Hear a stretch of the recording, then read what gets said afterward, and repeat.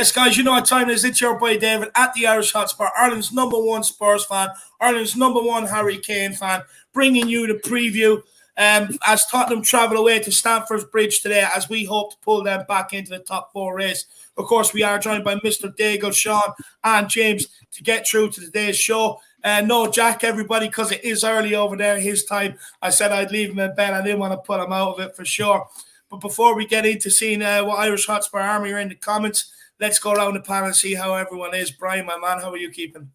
All good, mate. I was ill on Friday. Well, I had to leave the training ground early. And I spent a couple of days in bed and now fighting fit and ready to do the watch along at the studio for Chelsea and hopefully get 3 points, which are a huge 3 points today. Absolutely massive there. I can't look. You know, we played them 3 times this month. Surely we have to win one of them. But Shawnee, my man, how are you keeping, brother? I'm good, Dave. I'm good. Do you know why I'm good, Dave? Tell me. What day is it today, everybody? After 3, 1, 2, 3, it's game day! Come on! Love a game day. Love a pump up. I could never tell, Sean. Could never tell. Yeah, you don't. The best day of the week. You gotta love it. You gotta love the enthusiasm. I mean, it's so infectious, Shawnee. Big yourself up, my man. And James, of course, from Spurs related. This is a guy I love. I love going on his channel as well. James, my man, how are you keeping? I'm good, mate. But ask me that question at about 6:30 today, honestly. But no, I'm keeping well. Thanks very much for inviting me on. I know it's been a long time coming, but no, happy to talk here. No, look, it's great to get you on, my man. It's great to finally have it. Look, maybe you want to read out a bit of news that maybe you have? What you think the starting lineup is? Yeah. So, I mean, we obviously on Spurs related, we go with our best sources only. I've got a predicted lineup. Obviously, don't quote me on it. It might not be 100%, but this is what I think it will be. Obviously, Lloris in goal. Then I think Doherty is going to start right wing back. Sanchez, Dyer, and Davies in the middle. Reguilón left wing back, and then Skip, Winks, Højbjerg, and Kane and Bergwijn is going to get his start up front. So that is what we think. But let's see. I don't know if he'll drop Lucas, but time will tell. Sorry, James. My phone just went. Can you just repeat that again? Because I didn't quite hear you. Of course. So Lloris in goal, Doherty right wing back, Sanchez, Dyer, and Davies in the middle, Reguilón left wing back, Skip, Winks, Højbjerg in the middle 3, and then the 2 up front, Kane and Bergwijn. So I agree. Lucas getting dropped for Bergwijn. Let's see. I think Bergwijn has to start. He deserves his start, doesn't he? Everyone will be up in arms if he doesn't. But yeah, let's see at about 3:30. No, 100%. And that's a predicted lineup. So, there you have it, guys. There you have it. Well, big up James, you boy. But look, let's get into it. Let's see what Irish Hotspur Army we have in the building. We have Joseph in here to join us. He says, same midfield as Leicester City. Dyer back in defence and Davies and Sanchez either side. And answer the question, yes, Bergwijn should start with Kane as a 2 up front. Let's go, David and Jack and the gang. Come on, you Spurs. Big up, Joseph. We also have Philip Brady, my man. Philip, bring yourself up. I hope you're keeping well. Time to bury this Chelsea hoodoo. I couldn't agree more, my man. Alfie Gosling's in the house. I want it to be 2-1 Tottenham, Kane and Lucas. I think Steven is going to get an assist. Come on, you Spurs. Gotta love that, Alfie. Celery Agent is in the building. We also have Josh Barrett says, easy lads, up for it today. If we keep it tight from the off, battle like warriors and work very hard on and off the ball, we'll be in for a good day. Penetrating balls to break the lines are key. 100%, my man. Big up, Josh. Philosopher of football. Old Soul says, big up, lads and ladies. Come on, you Spurs. Come on, you Irish Army. Big up, Old Soul. Kevin Kane, not confident, boys. Another Chelsea stroll in the park, me feels. Look, we'll wait and see. We will wait and see, my man. We have Dark Song G. He says, come on, you Spurs. Let's win 3-1 today and go for 4th for 2 weeks. No, look, Stamford Bridge, notorious hard place to go to, Dark Song G. I think it's 34, 36 in all competitions. We haven't won up there now. Bar the one in 2018. We've won 1 out of it all. So it's not a good record we have at all, Dark Sun G. But, we were the masters of our own downfall against them in the Carabao Cup. So let's see if we can get out there with a good performance today, my man. Adam Clark from Tottenham on Tour is in the building. Big up, everyone. Big up, Adam. I hope you're keeping well, mate. We also have Peter Breen. Come on, you Spurs. Big yourself up. Wayne Bonner's in the house. Big up, Wayne. Says, win the midfield battle. win the war, destroy their strengths, and attack their weaknesses. Come on, you Spurs, Tottenham till I die. Absolutely love that way. Now that's fighting top, my man. Oliver Freeman, hi everyone. After Thursday, we have to believe we can go and upset these today. 100%, my man, 100%. Amir Sardar's in the building. Let's smash the Blues. A random Spurs fan is in here to say, guys, beat yourself up. Hot Nathan says 2-1. Come on, you Spurs, beat yourself up. Who else have we got? Just make sure we've got everybody. We got Mac. Come on, you Spurs, I'm feeling a win today. Let's take 3 points. We have Finley Walker in the house as well. Come on, big yourself up, my man. Who else have we got? Just make sure we're not missing anybody. Killian Kenny's also here. Big up, David Harris. Come on, you Spurs. We'll win 3-1, my man. Derek Hutchinson, good afternoon. David and Jack. Chelsea 1, Spurs 2. Big yourself up, my man. Elias is in the house. Big up, everyone. I hope you're keeping well, Elias. We have Abdul Akil.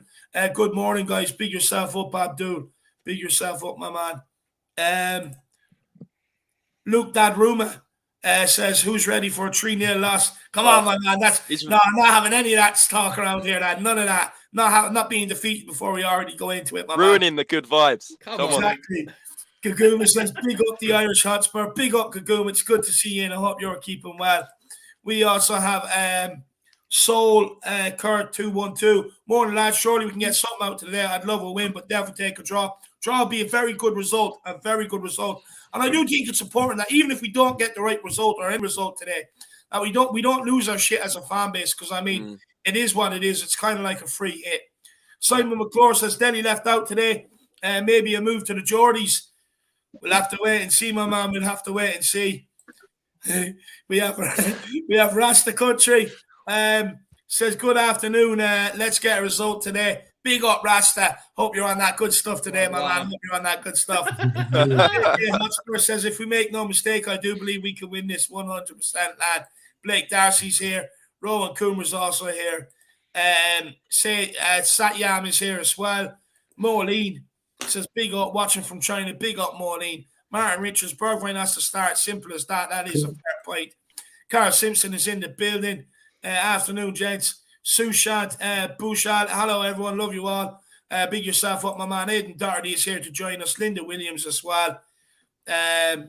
Wayne Bonner with the super chat says, happy birthday, Celery Agent. Big up, Celery. My man. Birthday, brother. My man. Happy birthday. Happy birthday. Big up, Celery. Dude, are you sponsored by Red Bull?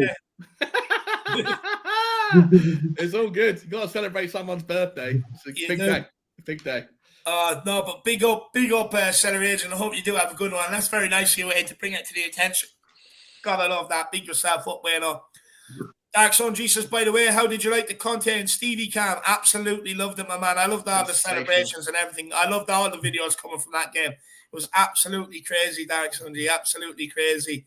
Conte is I love him. I absolutely love him, honestly. I'm going to have to get a poster and put it on the ceiling so every morning I wake up and see Conte looking down at me. That's what I'm going to have to do, Dark Son G. Big yourself up, my man. We have FSB Tim. We need Bergwijn or Gill to start. Absolutely love that, my man. Kevin Williams. Jack Mary is also here. I love Ben Davies. No, that's a good name.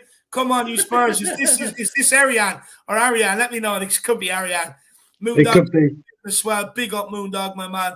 Russ Vernon, Duncan, Badnock, and we also have Ura Betsy. There's loads. I'm nearly there, actually. I'm nearly there. We have On Your Bike, Scott. Absolutely love that, my man. Says, must take our chances. 2-1 Kane double. Come on, you Spurs. Beat yourself up, my man. We also have Raf Rouser. Come on, you Spurs. Though I want to point out, even if we win, we lose. As long as Chelsea exists without punishment for years. Yeah, that is fair, Raf. That is very fair, my man. Very, very fair. Beat yourself up. But look, guys, I'm going to tell everybody absolutely everything they need to know, and then we're going to start digging into the panel here. But, guys, before we do, make sure everyone smashes that like button. Make sure you smash that subscribe button if you are new. We already have 200 people in house right now. It's absolutely insane. And feel free to get them super chats in, guys. They always lead to great talking points Usually put great questions to the panel, and it's also a great way to support the channel. If you want to skip the chat as well, it's another great way to do so. But everything you need to know, of course, we are away at Stamford Bridge. Kickoff is at 4:30 today. Referee and the VAR guys, I'm going to tell you now, make sure you jot it down, put it on your hit list. That's Paul Tierney and Darren England in the VAR room. Of course, you can watch the game on Sky Sports in the UK and Ireland. Over in the USA, it's on Peacock. And in Canada, I think it's on DAZN. The watch-along will begin at 4:15 p.m. today, guys. But also, if you want more of this, catch me on the pre-match pump-up over at We Are Tottenham TV at 3 p.m.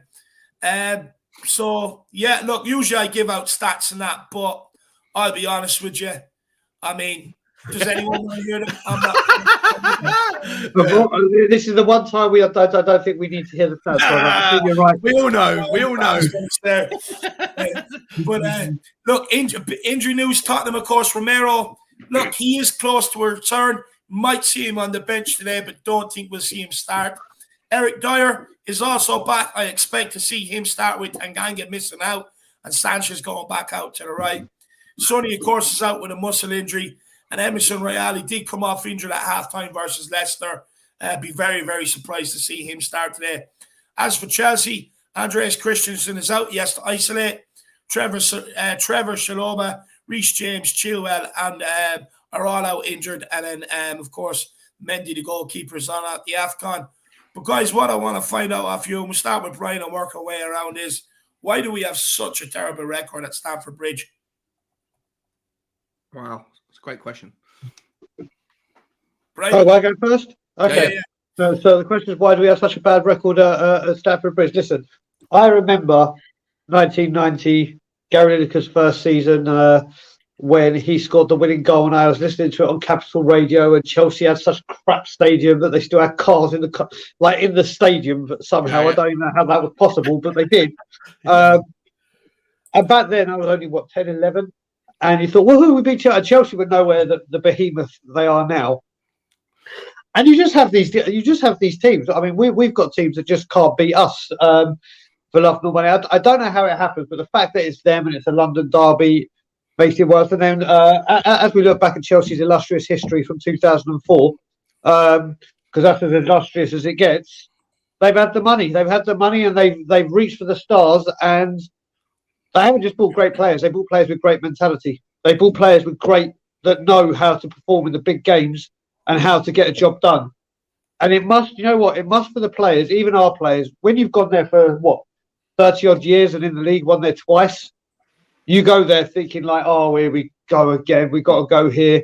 And literally, if we don't get off to a fast start in any of these games, then shit hits the ceiling very, very quickly. And I think it's just that. I think it is the mentality. I mean, we looked a bit sterner and a bit harder to speak when we had Poch, because obviously there was a definite system, and every player, if one player went out, the other player came in and did exactly what that person was doing in that. So it wasn't changing the formation or changing the system. It was just changing the personnel to do the same job. And I think what you're seeing now with Conte is exactly the same thing. Exactly the same thing. And I think you look at what happened at Leicester. I mean, your fan show and every fan show on Spurs was just incredible. But being there was something I'll never, ever forget. It was just incredible. And seeing the players react to us and how they were, I think that the pennies dropped for them, and they're finally like, right, we got Conte. We ain't just here to muck about. But obviously at Stamford Bridge, it's a whole new ball game. Yeah. This is the one ground. You know what? If we had to have one fixture to come after this game, this is the one fixture I'd say not to have, because it just puts that mindset straight back. But I think it literally comes down to the mentality. When Chelsea have got a number on us, I think it's solely down to player mentality. Interesting. Sean, would you agree with that? It's more psychological. I definitely agree with Brian that there is massively an element about. There has to be an element about it when you have bogey teams. You know, Manchester United always, or Alex Ferguson always told Roy Keane, who told the team, it's just Spurs, right? It's just Spurs. That kind of arrogance of like, it's just Tottenham. And we haven't heard people say the same thing from the Chelsea era. But there are bogey teams. Nottingham Forest was a bogey team for Tottenham for the longest time. We always used to get smashed by Nottingham Forest. for what it's worth, like, I've got a little bit of data here around like average league finishes. Well, give it to us. We love some of your data, Sean. Give it to us. Feed me. So, like, I've gone back and this is more in advance of about mine and Brian's debate on the 1st of February, right? But I've gone and got the league finishes, the league finishes for every year since 1981, all the way through till last season, for basically all of the top teams that we consider ourselves a threat, like a rival of. And like Chelsea back in the 80s were awful. Like their average league position was 32nd. Or 32.4, which essentially means that they were in the championship or the equivalent of, and finished mid-table in that division for those first 10 years. But after that, in the 90s, they then finished above us. They've always finished above us on average for every 10-year period. So in the 10 years between 92 or 91 and 2001, we were 11th, they were 8.5, so about the same on average. But then from then on, 2002 all the way through, I don't know when Roman Abramovich actually took over. I'm not sure if anyone knows that. Early 2000s. Was it? Yeah. So because between 2002 and 2011, Chelsea finished on average 2.4. Right? They won the league 3 times. They came second 5 times and a 4th and a 6th. And obviously we know what's happened to them since. So there is definitely an element of like that they're a bogey team to us, but that statistic that we've only won once in 30 years, when you win the league or come second in the league every single season over that period, I don't know how many games they actually lost every year, but if you're winning the league, you're only probably going to lose a handful at most anyway. So it is, long story short, it is definitely a bit of mindset. They look at Tottenham and think it's just, we haven't got to worry about it. But you also have to just factor in the fact that they've had a consistently very, very strong team with money to throw at it for the last 20 years. And so I'd imagine that most teams have got a terrible record at Chelsea. Interesting. And James, yourself, my man, what do we need to do to maybe change this? Yeah, just going back to what Brian and Sean said very quickly, I think it is psychological and finance and, backing of Chelsea, but also let's not forget, like, there was an interview with Frank Lampard last year and he was joking, saying, like, what was your favourite ground to go to? And he sort of said 3 Point Lane.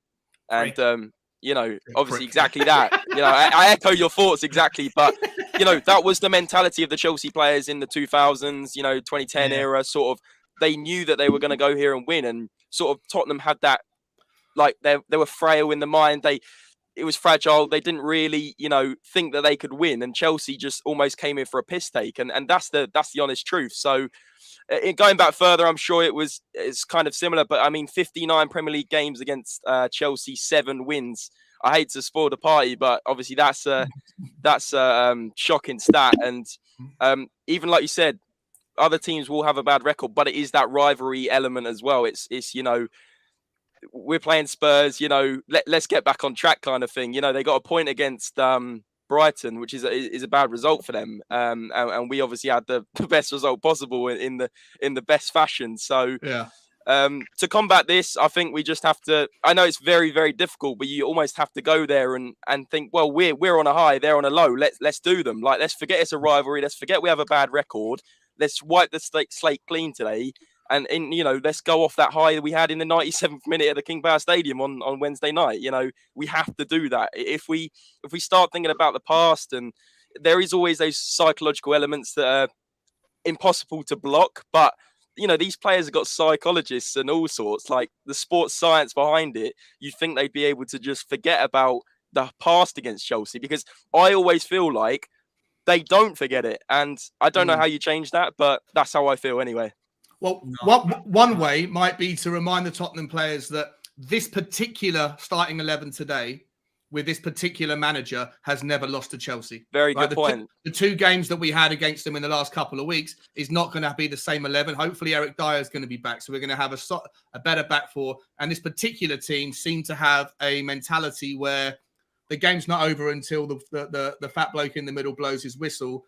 And we've gone on. We smashed Watford well after the final whistle could have or should have gone normally. We did the same against Leicester. I think the way that you go into it, this game today is remember that this 11 with this manager haven't lost against Chelsea, and we're off the back of all those good results in the last couple of weeks. So why not? Absolutely, and the difference is this time with let's not forget who we got in charge. I know we had Mourinho, he had experience at Chelsea, won numerous titles, but let's forget Conte is the most recent manager we've had that's been in that Chelsea dugout. He knows exactly how the atmosphere goes. He knows how to settle down that atmosphere. We need to start well. What that atmosphere is like at Chelsea against Tottenham. They absolutely hate us, and obviously we hate them as well. But if they get an early goal, that's really not good. We have to score first. We have to put the pressure on. We have to not sit back and let's just go and get them. But we have to do all those things, and we know what Tottenham are like. So let's hope we hit the ground running, guys, for the positivity anyway. 100%. And look, it's very important that we don't give them the initiative inside 20 minutes as well, like we did over there in the Carabao Cup game. So we have to stay tuned on. But absolute excellent point there, boys. Good conversation. Enjoyed that. Kaguma says, come on, you Spurs, to win. Let's get the win and a birthday goal for Celery Agent. Big up, Kaguma. I hope you are keeping well, love. Hope you're keeping well. Thank you for tuning in. And a lot of love for Celery today. Celery, how young are you, my man? Let us know how young you are. Big up, Celery. Well, if he eats a lot of celery, he might be old of age but young of body. He might be healthy. Healthier than me anyway. Oh, stop. He eats more celery than me, that's for sure. But big up, Kaguma. Really appreciate the support. Wow. Bob Spur TV, my man. What a legend, Bob. Honestly, you don't have to do that, my man. Keep everything so you can get back on your feet when you're out, my man. Just put your comments in. We'll get them up. Big up, Bob. He says, great to share in my Sunday afternoon road to recovery with you guys. 3 points again today. 3-1, Brian. Speak later, brother. Come on, you Spurs. Brian, he's not gone for 4-1. He's gone for 3-1. I know. I don't know if he's been out for so long, but my brother, I think that this is maybe quite emotional. That's why I've seen that come in. Hopefully I'll be able to speak to him. I'm seeing Kim this evening. I think Kim is actually going down to visit him today, so he's actually allowed a visitor. So wow, it's just wonderful news. I'm quite emotional right now. I do apologise. Listen, he's been out for so long, and he's realised that 4-1 against Chelsea away might be just a little bit too optimistic. But listen, if that's what my brother's going with, then that's what I'm going for. Listen, he is a huge fan of Steven Bergwijn, as me and Ben have been saying. And I said on the We Are Tottenham TV post-game with me and Simeon, I said, you know what? Bob's awake, Bergwijn scores 2. Bob Spurs awake, we're winning 3-1. There we go. Done. Set in stone. The man has spoken. You got to love it. And look, Bob, when it comes to Bergwijn, I don't take back any of my criticism. I want to make that clear whatsoever. I stand by everything. I think he did deserve it. But I'm willing to give him to the end of the season now after what he done against Leicester to try and prove me wrong. But big up, Bob. It's good to see you on the road to recovery. And look, hopefully we do get that win for you today, my man. Honestly, because it's away at Stamford Bridge, he's took a goal off his usual score prediction. You got to love that. And he's definitely a Spurs fan. Big up, Bob. It's good to see you on the road to recovery, my man. And Kaguma says, we love you, Bob Spur. I absolutely love that. Big up, Kaguma. Big up. A lot of love for Bob. A hell of a lot of love. We also have Tin Man 007. Heard Vlahovic was not in the squad for Fiorentina today. I think he actually has COVID, I believe, is why he's not in it.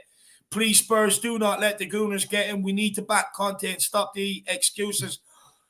Look, I'll be honest, I don't see Arsenal pulling this off in January. I really do not see it happening, but they have offloaded an awful lot of wages off their bill this month. So it'd be very, very interesting to see what they are gearing up to. I really don't. If it's flat, really good point. It's a really good point, David. David, you know what I heard on that? I mean, we all say this, and it could happen for Spurs. Not that it will. It could happen for Spurs, but the only way to compare this, because I can't say that word for some God knows reason, is no, not his name. Familiar, whatever the word I was trying to say. Familiarised. Thank you. The only way we can compare this with it as well is 3 words. Rafa van der Vaart. No one saw that coming. Yeah, that was Real Madrid. Last minute, bang. You can never, ever, ever, ever rule anything out.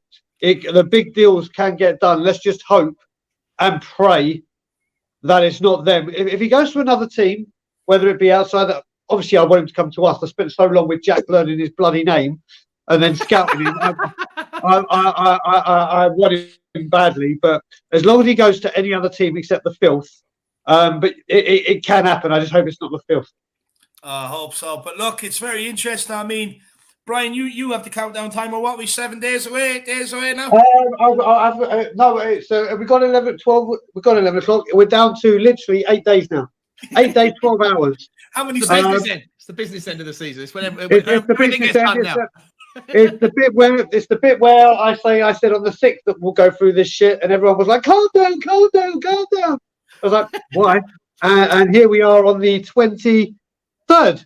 Yes. Can I ask everyone about what the reactions would be, not just from you individually, but as what do you think the fan base reaction would be if Steven Bergwijn, having done what he did on Wednesday, if he still gets sold to Ajax this month, will in an effort to try and raise money to pay for someone else, like, I don't know, whoever, the wages of Kessie or McKennie or whatever's maybe percolating in the background. If he gets sold, if he didn't do what he did on Wednesday, I think most people would have been like, all right then, right? But now he's done it. If he gets sold, does Daniel Levy get a free pass because one swallow doesn't make a summer, or a Spurs fan's going to be like, what the fuck are you doing?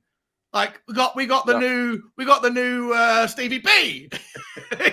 So what would happen? What would everyone happen? What would everyone be thinking if we did sell Stevie B this week? I'm not even going to dignify that with a response because it'll be about 30 minutes long and we've got stuff to do. Let's just say it's not a free pass. You wouldn't be happy, okay? What about I would not be happy. I would be far from fucking happy. Okay. I think the general reaction will be what Brian's saying, but at the same time, I'm glad someone's mentioned this because I did want to make a point. But obviously, Bergwijn, absolute, hero on Wednesday, unbelievable.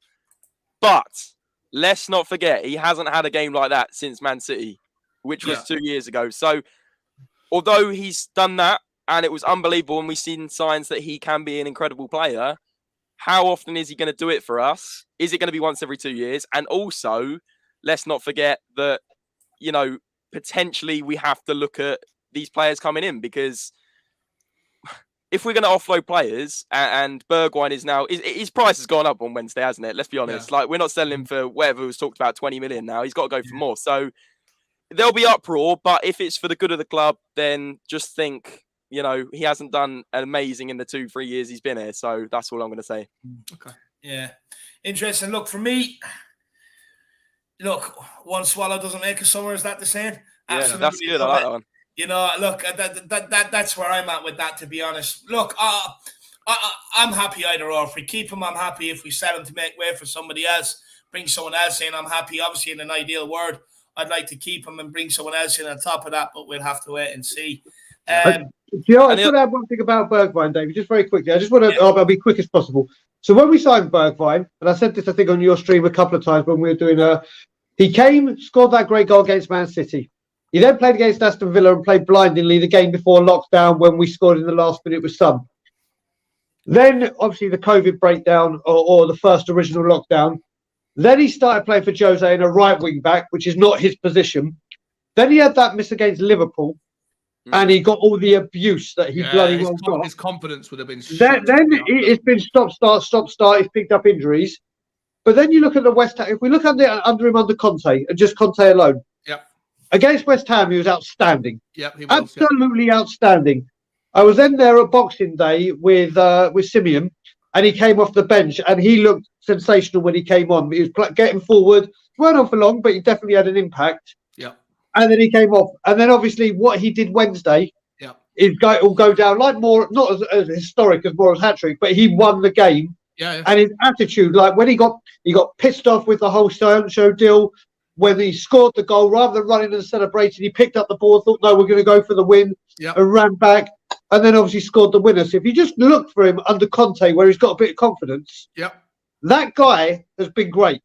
Yeah. And you can see, obviously, those bits before, I understand, he's been bad in games, he's been playing out of position.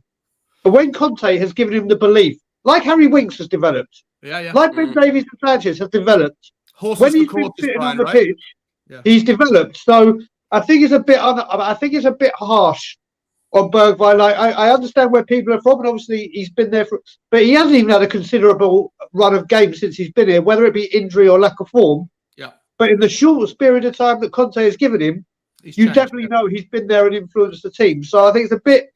I don't think losing him to get someone in when he's been doing so well under Conte, I don't think it benefits the squad. Yeah, I'd rather.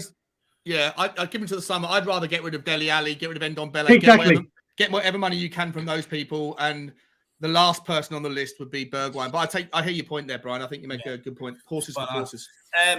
Big shout out to Dan's son, Maddox. I hope you're keeping well, my man. Hope you're keeping well. Let's go. Come on, you Spurs. Big up, Maddox. James Bell says, big up, gents, and big up, Bob. Big up, Jason Bell, my man. I hope you're keeping well, brother. Really appreciate the support, Jason. Come on, Jay. Let's go and get it. What's your score prediction, my man? Do let me know. But big up, Jason. I really appreciate that. I haven't seen you here in a little while. Well, actually, I have. I've seen you in the chat and that, but big up, Jay boy. Brad Matthew says, great to see Bob Spur back in action, a win today, and we have the greatest day of the year so far. Come on, you Spurs. Come Bob on, Spur back in action is the greatest day. Do you know what? I don't give a fuck about the result. I care about and I know everyone else will say. For me, you know what? My whole Levy out thing and Tottenham goes out the fucking window when it comes to this man.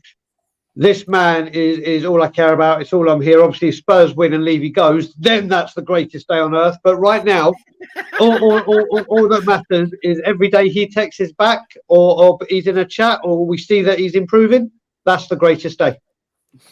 Yeah. There you have it. There you have it, Brad. Brian Daigle answered it for me. Absolutely love that. Thank you so much, Brian. No, look, a win would make it even more sweeter, Brad. It would make it even more sweeter. Let me know, Brad. Are you going to sneaking out to the pub to watch this one? I know you like a cheeky pint watching the game, Brad. Big yourself up, my man. And we have Tim Man 007. Big yourself up. He says, big up, guys. As long as we start on the front foot today and not give away pathetic goals like we normally do, we have a chance in going for a 2-2. No, 100%. 2-2. Look, that'll be a cracker. Absolute cracker. I take that now, to be honest with you. 2-2, a good entertaining game and a pint. But do you know what? Tim Man 007, look, the Carabao Cup was our own fault. Yeah, we were outplayed for large parts of the game, but the goals we gave them away were all our fault. Yeah. It's all shocking. So, I mean, if we with Dyer in the team, we have a 62% win rate. With him out the team, I think it's 33%. So bringing Dyer in, dropping Tanganga will probably hopefully improve that. And hopefully that it can give us the defensive foundation we need to be able to go on and attack and win this game, Tim Man 007.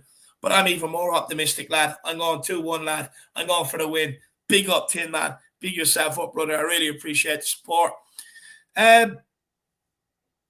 But we'll go to James we'll go to Sean on this one first, and then James work way backwards. Spurs still haven't lost in the league under Antonio Conte in a fantastic run that has lasted 9 matches. James, or who did I say? Sean. Sorry, Sean. What is the biggest thing Conte has improved in this team, in your opinion? Well, I would naturally say, like I mentioned it earlier, that kind of ability to fight, right? But I think that there's more to it than that. I think that there's a level of respect that the players have under the tenure of Conte that they certainly didn't have under Nuno. And I think under Mourinho, I think it wasn't a lack of respect. It was just a frustration with the setup, the style of play, the way that it was kind of like either sit back, grab a goal, sit back, hang on, or it was grab a goal, sit back. It eventually had sit back in it, for most of the game. And as the fact that most of our whilst I understand what Mourinho's strategy in doing that, the biggest names in the Tottenham dressing room are the forwards, and to sit back and defend and ask these players to defend all the time, it would have been frustrating. I'm sure they still respected Mourinho. Under Nuno, I think there was just no respect. Under Conte, it's all about respect. Under Conte, Bergwijn puts that goal in, and both him and Harry Kane are fighting with Schmeichel to get the ball back, probably because if they didn't do that, they'd have got a clip round the year afterwards for not having the mentality to go on and win the game. So there's definitely that kind of the respect and the mentality is certainly improved. because the team hasn't particularly improved. Like the team, if anything, is weaker because of injuries now than it was under Nuno and under Mourinho. But the only other thing I think is really key is that Conte discovered a strategy. I think Conte and his coaches were smart enough to recognise against Southampton and against Watford that Tottenham struggled to break teams down, and Southampton wrote the template on how to try and frustrate Tottenham. And Conte, we got through the Southampton game. Okay, it wasn't great. We won the Watford game. It wasn't great. But against Leicester, he came out with an entirely new, same system on paper, the 3-5-2, but a new strategy where you've got the two wider centre backs pushing out.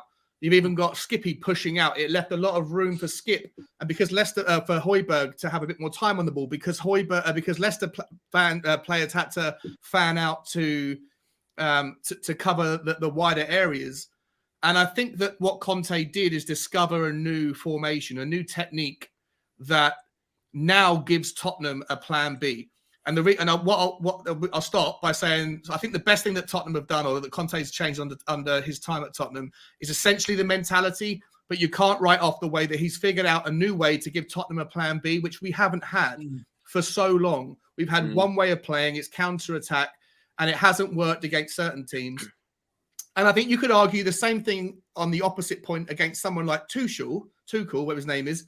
Like, he seems to have a one way of playing formation, very narrow, very boring. And I think that some of these teams are starting to figure out Chelsea a little bit, which is why their form is stuttering. So whilst Chelsea have got a great record against Tottenham, I think that Conte now has offered Tuchel a headache in going, well, how are Tottenham going to set up today? Which is probably why he didn't even go as far as to mention the names of people that had injury worries after Wednesday night. So I've been ranting now for a couple of minutes. I don't know if all that makes sense, but the mentality is the most important thing. But also, I think working out what the right strategies or different techniques to attack against teams, I think is probably what's going to emerge now as the best thing about Conte. Spot on. 100%. And having a plan B, it means other teams don't know what way to set up. They have to prepare for two sort of setups as well, two different formations. So you're absolutely spot on there, Shawnee. Wayne Bonner says, I take a draw, but we are winning this game. I absolutely love it, Wayne. I love your confidence, my man. I hope so. Look, I take the draw as well, but look, let's go rough them up. I mean, all they need to be is roughed up. No one's roughed these fuckers up yet, and I'm sick of it. You know, they come at us with, like, even when they were winning, they were snapping and snarling at us. Let's go there and do it to them. That's what we need to do, Wayno. But big yourself up, my man. Really appreciate the support. And Faz Radfire says, we've a realistic chance to beat Chelsea 4-1, Bob Spur. I absolutely love it. Honestly, 4-1, honestly, Faz. I love the optimism, but you're more optimistic than me, so maybe I need to get you on here, my man. I honestly don't think 4-1 is happening at the bridge, but I love the fact you think we're going to win, Faz. Big yourself up, my man. Really appreciate the support. But James, I mean, you know, what do you think Conte has done, you know, to be able to go 9 games unbeaten in the Premier League compared to where we were beforehand when Nuno got sacked? Yeah, spot on. Just adding to what Sean said, I mean, like, unbelievable, the change in tactics, the plan B, and I agree. Like, I think back to last season under Mourinho, where we'd bottle a lead against Fulham, we'd bottle a lead against Palace, we'd bottle a lead against all these bottom half table teams, when we shouldn't, because we're sitting back soaking up pressure for like 87 minutes, a bit like England did against Italy, without bringing that up again. But that's what we did under Mourinho. Sorry, but like when we score a goal early and sit back, we're not doing that under Conte. I feel like it is different. We're adapting to how we play, and the other big difference that wasn't mentioned between Conte and other managers is the fitness. I saw a stat recently. These players are running through brick walls for Conte. We've gone from the lowest distance covered in the Premier League under Nuno in August, September, and whenever he got sacked, to, with Conte, the highest distance covered in a set amount of games. I mean, to go from that to that with the exact same squad just shows you that the players weren't motivated under Nuno. They probably weren't massively motivated under Mourinho at the end of it. And Conte is a serial winner. I know Mourinho was as well, but they are the distance covered facts just show you everything. It's the same players, but like you said, Harry Winks is suddenly becoming an absolute baller. Davies has become solid and he's like absolutely running his socks off. Eric Dyer has become unbelievable again. Like all these players that we were telling, you probably find on podcasts on all your channels. Like we'd probably be saying Bergwijn out, Dyer out, all of these players, Winks out, and suddenly we want them in the starting 11 every game. And that just shows you that the one thing that's changed is the manager. Yeah, spot on, mate. Yeah, very good. Honestly, absolutely spot on. And Dagan, yourself, my man, I mean, anything the boys haven't maybe brought up that you think Conte has changed? Yeah, I mean, the two words I'm going to say is mentality and belief. We've spoken about fitness. Obviously, it's clear to see the difference in fitness. There's no talking about it because obviously we went from the least amount of distance coverage to the first within a matter of weeks. And this is, it just goes to show this is with a team that hasn't been touched, tinkered, or whatever. The belief he has installed in us, in such players like Davies, Sanchez, Dyer at the back three, how they had to handle that. Winks, how they have come through, and these people have been people that under the previous managers, in both Nuno and Mourinho, as everyone said, it was out the door. You could not get them out quick enough. And now it's like, wait a minute, hold on. It's amazing when you instill a bit of belief in the players and you play them in the position they are best at. I mean, we've seen Ben Davies, out of all of them, for me, has been the biggest revelation. I mean, this guy was a left back, but we'd seen him doing this at Wales. We'd seen him being the left of the three in Wales, and he did it extremely well. For Wales against big teams, and you could see there was something there. But obviously, we had a manager that didn't want to play a back five. Diamonds in the building. So you've just seen how confident Ben Davies looks now. There's not, I mean, there are people, and I was one of them. That was thinking he has to go out the door, but he wasn't one of those ones I said out the door because of his attitude and his commitment and his desire. Because for a fact he weren't one of the people at the core spitting venom and poison everywhere. He's a great team player. We just thought, right, we need to upgrade on him. That was the problem with Ben Davies because he was playing at left back where he can't handle the pace. But at back three, I think he's been nothing short of sensational. I don't feel, if the ball's going in the back of three and Ben Davies is there, I don't feel nervous. Of course, if it was a counter attack you're going to, but whereas before under a Nuno or a Nuno or a Jose, and you saw someone running up Ben Davies or Sanchez or Dyer, you think, oh, here we go, oh shit, get the venom ready to spit at them. But no, they've been dealing with it incredibly without Romero, Yeah. So it's the belief he's put back in us. Yeah, I was just going to say I still worry a bit when people run at Sanchez and Dyer. I can't say I don't worry. But no. One thing, they still make their mistakes, but you're not as worried as you were before. Essentially, yeah. There's no way you were like, oh my God, here we go. Because it's playing in the back three. In that back three, there's always that extra person to cover it. So if they have made a mistake, there's someone there to clean it up. Not every time, but when they're playing in a back two, one of them fuck up. See you later. It's Braun, Garwan, and let's just hope Hugo gets us out of jail. But he's put if someone had said to us, without Conte, our back three for the large part of this season is Dyer, Sanchez, and Davies, you would have gone, oh shit. Yeah. Forget Europe, period. Yeah. But they have proved us wrong, and Conte deserves a huge amount. It just goes to show, like I said, there's that photo that I showed you all off screen, which said Conte's doing his bit on the pitch. Now it's time for the hierarchy to do it off the pitch. And if that's what he can do with those three, just imagine what you can do with quality. Yeah. Yeah, no, absolutely agree. And look, for me, I just think the biggest switch is the it has to be the mentality. It has to be the mentality of the players. And I'll get on and explain why in a few minutes. But Dark Zone G says our next game in the Premier League in 2 weeks is Southampton at home, which will be annoying to fight. They drew with City. Also, we need to drag the Blues from down. Form down even more. 3 draws and 1 loss in 4 games, 2 against Brighton. Look, when it comes to Southampton, I mean, I know they got a good draw and they drew against us last time with 10 men, but look, we owe them. Coming to Tottenham Hotspur Stadium is a different proposition. Let's see what they're like away. And look, I'll be honest with you, Derek Sanjay, I'm not worried about Southampton. Definitely not. And if we get anything from today's game, I think we'll smack them, to be honest with you, because we owe them, my man. We definitely owe them.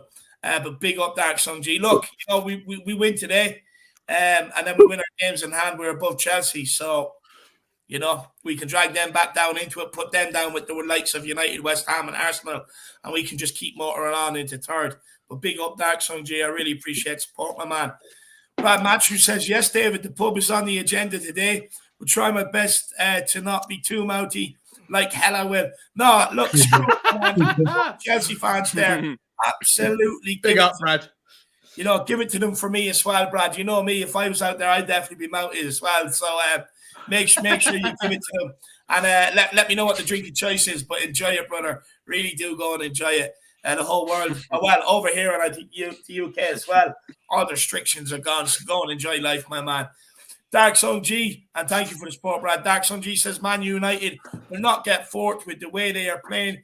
Really boring football. I mean, I watched the West Ham game, and they were lucky to win. Yeah, look, VAR gifted them the goal. I mean, it mustn't have been working yesterday, or the lines must have been crooked. I don't know. But they helped them get that last minute winner for sure.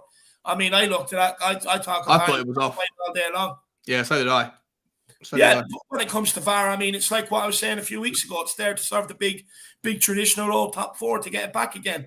But Dark Sun G, they won't get top four. I mean, they're absolutely shocking.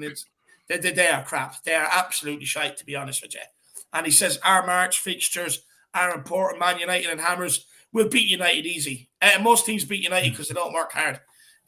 Hammers be a difficult one. But we've already bet them this season, so why can't we go and do it again, Dark Sun G? Why can't we go and do it again? West Ham do what they do every year, Dark Sun G. They start a little bit powerful. They get their little head above the parapet. Oh, we're going to be top four. Blowing bubbles all day long. And then by about January, the fucking floor falls apart. And down they go, where they belong, in the bottom half of the table. Don't even worry about it, Dark Sun G. West Ham are not a threat. They're just a noisy little bastard next door. And that's it. That's all they are. Honestly, do you know what? Do you know why they're West Ham fans? Because they're all shitheads and they're all angry because the man used to give out to them for taking all the washing up liquid then when they were younger to form some bubbles. Dark Sun G also says it's time for Kepa to make a huge mistake. Come on, you Spurs. Yeah, look, test this fucker. I mean, look, his missus probably wants to divorce him because the clean sheets he has at the minute, it's not right. It's not right. We need to get them down and dirty. We need Big H to put one into the bottom corner. I mean, that's what we're waiting for. But big up, Dark Sun G. Really appreciate the support, my man. Really do appreciate it. But look, we'll keep on moving, guys. Keep on moving. And we'll start with James on this one. So we'll start with Jamesy on this one, then we'll start with Daigle on the next one. Tottenham Hotspur have technically snatched last-minute wins in each of its two most recent Premier League games. Watford, the 1-0, and then Leicester. They're the two Premier League games we played this month. Does this show a never say die attitude and that we play to the last minute? And maybe a shift in mentality in the whole squad as well. Belief, maybe. 100%. I mean, all you need to do is go on the Tottenham social media and look at Conte Cam. I mean, the guy is going absolutely nuts for 90 plus 7 minutes, depending on how many minutes added on. I mean, he just, even at 2-2, when you said, Dave, about slapping Bergwijn and Kane in the face to get the ball off Schmeichel, that is the attitude, isn't it? Like, never say die, go and get that ball out of the net, we can win it, and obviously we did. I mean, that just says it all for me. It's the never say die attitude, 110%. And yeah, obviously the fitness plays a big part as well, because the fitter you are, the more maximum you're going to the end. So it's a bit of both, really. And the players look so drained under Nuno, like the last 20 minutes. I remember I was at the Tottenham-Chelsea game. I hate to bring it up in terms of the similarities. I was at the Tottenham-Chelsea game where we lost 3-0 in, was it August or September? And oh my goodness, I wanted to go home at half-time. I mean, the players looked like they were jogging around, walking around. Chelsea looked like the home team. They were passing it around us with ease, and it was just a matter of how many, and it was 3 in the end. It could have been more, but I mean, that just says everything. Like the players didn't want to play for Nuno, whereas Conte, it's like Sunday league. He's on the touchline going absolutely nuts, like the parents would, the whole game, right? The whole game, and it's just like, you know, when you're doing Sunday league and your parents going nuts, you're on the touchline, right? And you're like, shit, I'm not going to get my pocket money this week. It's a bit like them for the players, you know. They just don't give up. They keep going and. You know, we've seen it at Leicester now. Syndrome. Yeah. Exactly. Like really 96th minute against Watford, 97th minute against Leicester. Let's have a 98th minute winner at Stamford Bridge and absolutely shithouse it. That'll be unbelievable. Tear the stadium apart afterwards. A last minute winner is like getting pulling a bird from the nightclub and getting a late night kick. Absolutely unbelievable. Yeah. You gotta love it. You hear the fucking last dollars at the bar and you go in there, it's a kiss counter. You gotta love it. You gotta love it. But oh,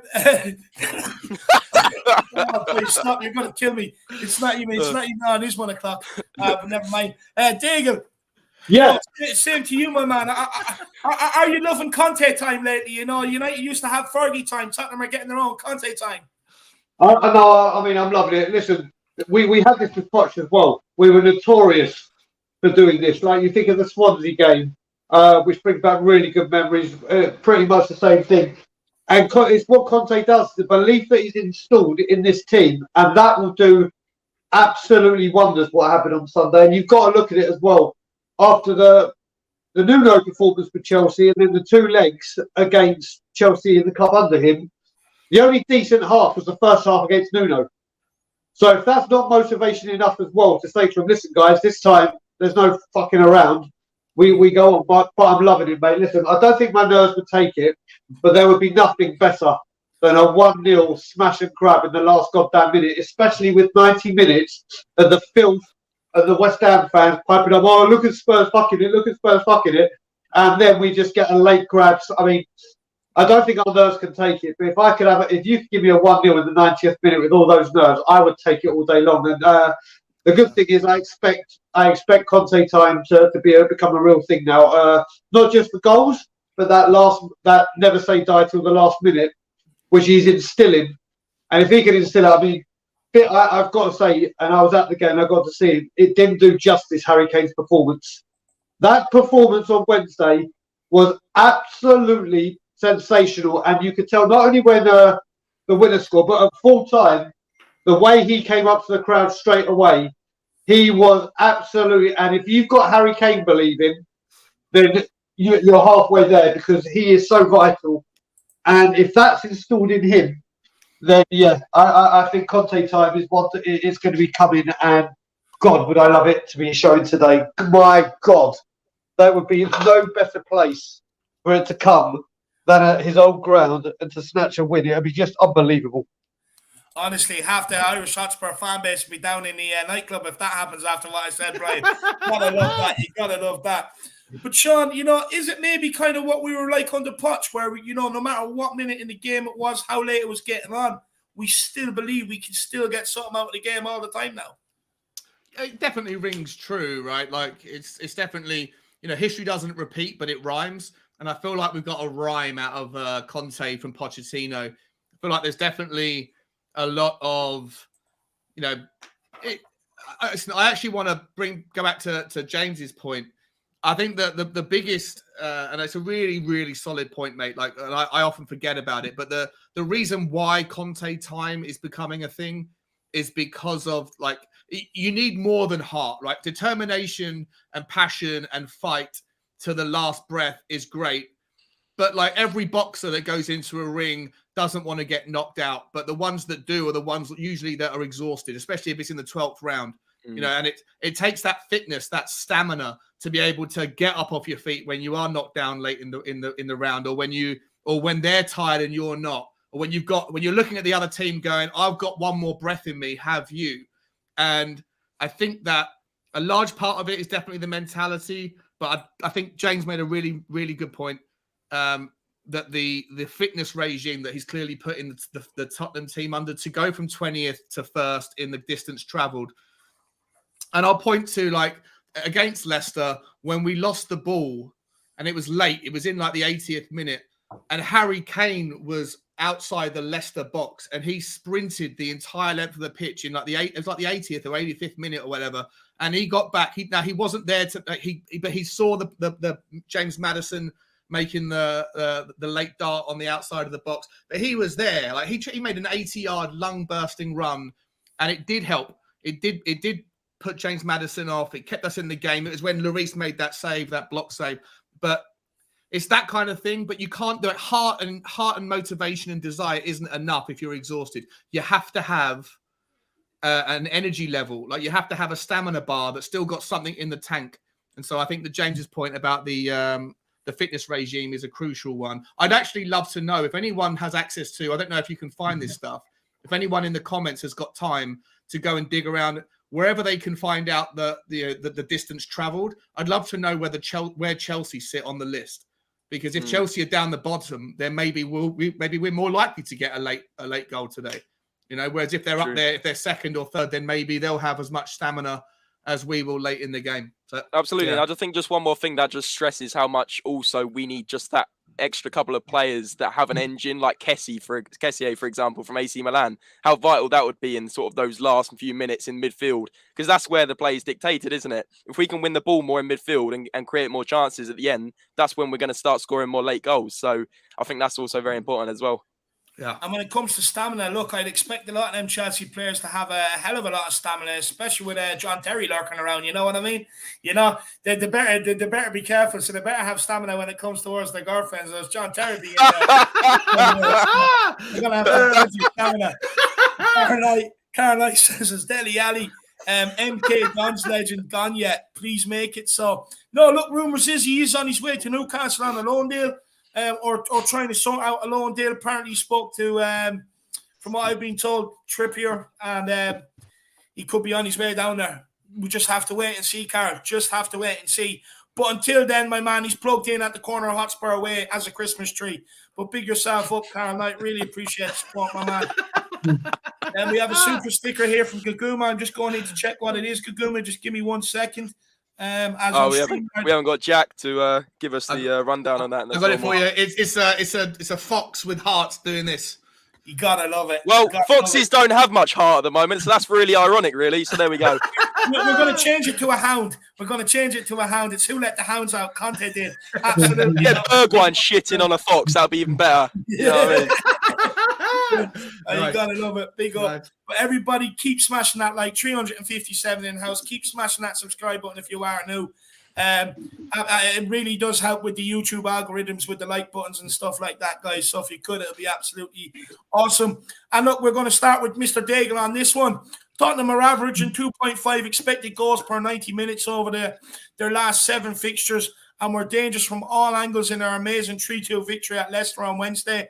Spurs are a team carrying a threat going forward and led by the best striker in the world, Harry Kane. Meanwhile, Chelsea have won just 4 of their last 13 Premier League games, dropping 20 points in that time. Is this game out as out of our reach, Brian, as many fans are making out to be, and despite the history books telling us we won't win? Do we actually have a real chance here today to take this is the thing. This goes back to the first question, really, doesn't it? It's the mentality and the belief. I would guarantee that pretty much every single Spurs fan is saying, yeah, it's going to be impossible because of what's been going on in the past. But if you take all the past away and strip it bare, what we're looking at right now in 2 teams. I mean, I saw someone tweet yesterday. I don't know if it's actual factual, but I'm sure it's pretty close. That Norwich have won the same amount of games as Chelsea since Christmas or New Year, one of the two. So that puts into effect kind of like the form Chelsea are currently in. And when you say that, then you've got to think there's every single chance. I think. Do you know what? I think Bergwijn. I can't stress how important I think Bergwijn's inclusion is to say, right, listen, we are going for it. This guy's on form, and he deserves to be played. Listen, also Dyer being in is imperative today. I don't know how fit Romero. I don't want to risk just before an international break, and he's been out for a long, long time, and that's an injury you don't want to mess about with, because if he comes in and we're pushing too hard, too far. Would you bring him on with 20 minutes if we've got something to defend, Brian? Yes. 20 minutes, 15 minutes, 100%, because obviously it gives him minutes in his leg, which is what we need to give him. We can't say play 90 at the speed of this game and the intensity of this game. As much as a 100% match fit Romero walks straight into it, a 100% fit but not match fit, I think it's too much. I think it's way too much to ask. Dyer's inclusion is imperative to me. I think it sends out a big signal. If Dyer and Bergwijn, again, who would have thought we would have said this? Who would have thought we would have said that Dyer and Bergwijn playing essential? Exactly. Especially seeing that, but when you have a player coming on and have that impact, you've got to say you've deserved a chance. If he doesn't start, it's like, well, you've done really well, but guess what? You're starting. For me, he has to start. And if we're going to show, or the fans' stance on Bergwijn is going to shift, he needs to play when he's on form and see if he can do it. And right now, the confidence that's brimming through that guy. Yeah, and he is a confidence player, so I think it's also Brian. It's also sorry, mate. It's also justified because I always think if the player's position that you're taking has done nothing wrong, then to bring someone back in when someone else has done anything wrong, sometimes I think sends the wrong message as well. But Lucas Moura was actually pretty sloppy on Wednesday, so it's a justified swap. I completely agree. I completely agree because people were saying to me, Brian, I know you've been harping on about Sanchez and liking Sanchez.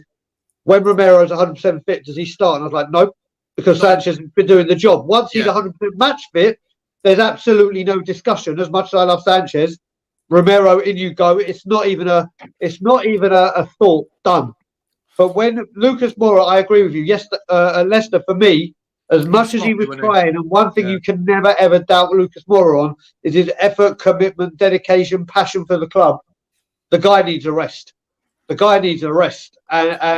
Bergwijn is 1,000,000,000% justified starting today, in my opinion. And like I said, if you strip all the history away, David, going back to the question, then today, hopefully Conte will be saying, listen, just look at the now. Don't look at the past. Look at the now and look where they are. They are there for the taking. Strip all that crap bare. Pretend you've had like a mental block and just look at now. You can do it, lads. You can do it. And if we come out fighting, and it's imperative we come out fighting. Don't let them start off because then the thoughts will start trickling in. We've got to get off to a fast start. But I think it's doable. I really think it's doable today. No, I absolutely love that, Brian. Absolutely love it, my man. Big up, Brian. Pumped up the more we go on. Yeah. Dark Sun G says, I'm more confident for away games, 2 last-minute wins. Yeah, exactly. Honestly, it's unbelievable. It's just unbelievable, my man. I mean, the one against Leicester, I couldn't believe it. I'll be honest. I was on the watch around with Shawnee, and about 10 minutes out, I was just like, I actually feel like crying. We've been unbelievable today, and we just don't deserve what's happening. But then Stevie B pops up, he says, look, Dave, can't let it happen to you, my man. Just sit back, walk and relax, you know what I mean? Absolutely. I actually heard that. I know a man who knows Stevie B, and he asked him, he said, why, Stevie, did you do that? What changed? And he went, I had this gut instinct. I couldn't let Dave, the Irish Hotspur, down because he's been bigging me up. And I wanted to prove him wrong. And the part I love where he bigs him up. The part I love where he bigs him up, Dave, is where he calls him Bergwijn. I mean, that is commitment. That is such support. It's unbelievable. What a fan you are, Dave. Honestly, you gotta love it. But big up, Dark Sun G. No, honestly, hopefully the Dutch sports car can get going again today and get a couple of goals. So I really do hope so. Dutch sports car. Yeah, honestly, so quick, man. So quick. Dutch sports car, lad. And he loves his sports cars, to be fair. Hey, it's your Ferrari. Huh? But look, Shawnee, we'll go to you with this one. Chelsea's chances created from open play is getting worse and is the reason why they are not challenging City this season, in my opinion. In 11 matches, Chelsea have had just 8.4 shots from open play per 90 minutes, which is the 11th best in the Premier League. Spurs sit joint top of that chart with Man City on 13.4. It is a lack of fluidity and understanding between the forward players. For me, that makes Tuchel's side actually lack the goal threat. Because if you go back and think about it, Reece James and Chilwell, since they've been out, they've dropped a hell of a lot of points and a lot of form, and probably lack that creating edge. Now, I know we were largely outplayed, Shawnee, in the Carabao Cup, but we shot ourselves in the foot making basic errors that led to Chelsea winning the games. But we had no Eric Dyer. Eric Van Dyer fit and with a win percentage of 63% with him in the side compared to 33% with him out of the team. Can Dyer give us the solid foundation we lacked in the previous 2 games versus Chelsea? And if he comes in, who gets dropped? Yeah, I'll sort of go in reverse order. If he comes in, Tanganga gets dropped. Can we do it? Can Eric Dyer be the difference? Yes, it absolutely could be. You know, in both the games in the Carabao Cup, I think the second leg, you know, it was ultimately already over to a large degree, and especially even though we came out in the second half and played well, and Harry Kane ripped Chelsea to pieces in the second half of the second leg. And destroyed them. Now, whether or not that was down to Chelsea taking the foot off the gas, I'm not sure. But either way, like we've got enough about us with a trustworthy and solid back three, and the goals that we conceded were sloppy and scrappy goals, and that happens. Hopefully, none of that happens today. But in terms of Tuchel and his form, I think I mentioned it already. I think the guy doesn't have a plan B. Like, he relies on Chilwell and Reece James, and when those two players who offered the wide threat, Bugs, sorry, can you go out, please? Sorry, my dog's being a little shit. When Reece James and Chilwell went down, they became so narrow, right? Because Azpilicueta can't run all day, right? And so Tuchel has a great first team. He has a great second team squad apart from in the wide game. And so the reason why I think that he has struggled so much is because I think teams like what Southampton figured out against Tottenham and Watford tried to do it. Like, if you don't have a plan B, if you don't have something else, one team will figure you out. Every coach in the Premier League is smart enough. And over time, if you only have one system, you'll get found out. And this is the way that when Tottenham were playing just the 4-3-3 and were going on counter-attacks, it was obvious. The only way that you're going to get beaten by Tottenham if you have expansive football. If you don't, if you sit back, Tottenham have no idea. Now we have an idea, and teams are going to have to pivot and reshape themselves and think again. Chelsea they haven't.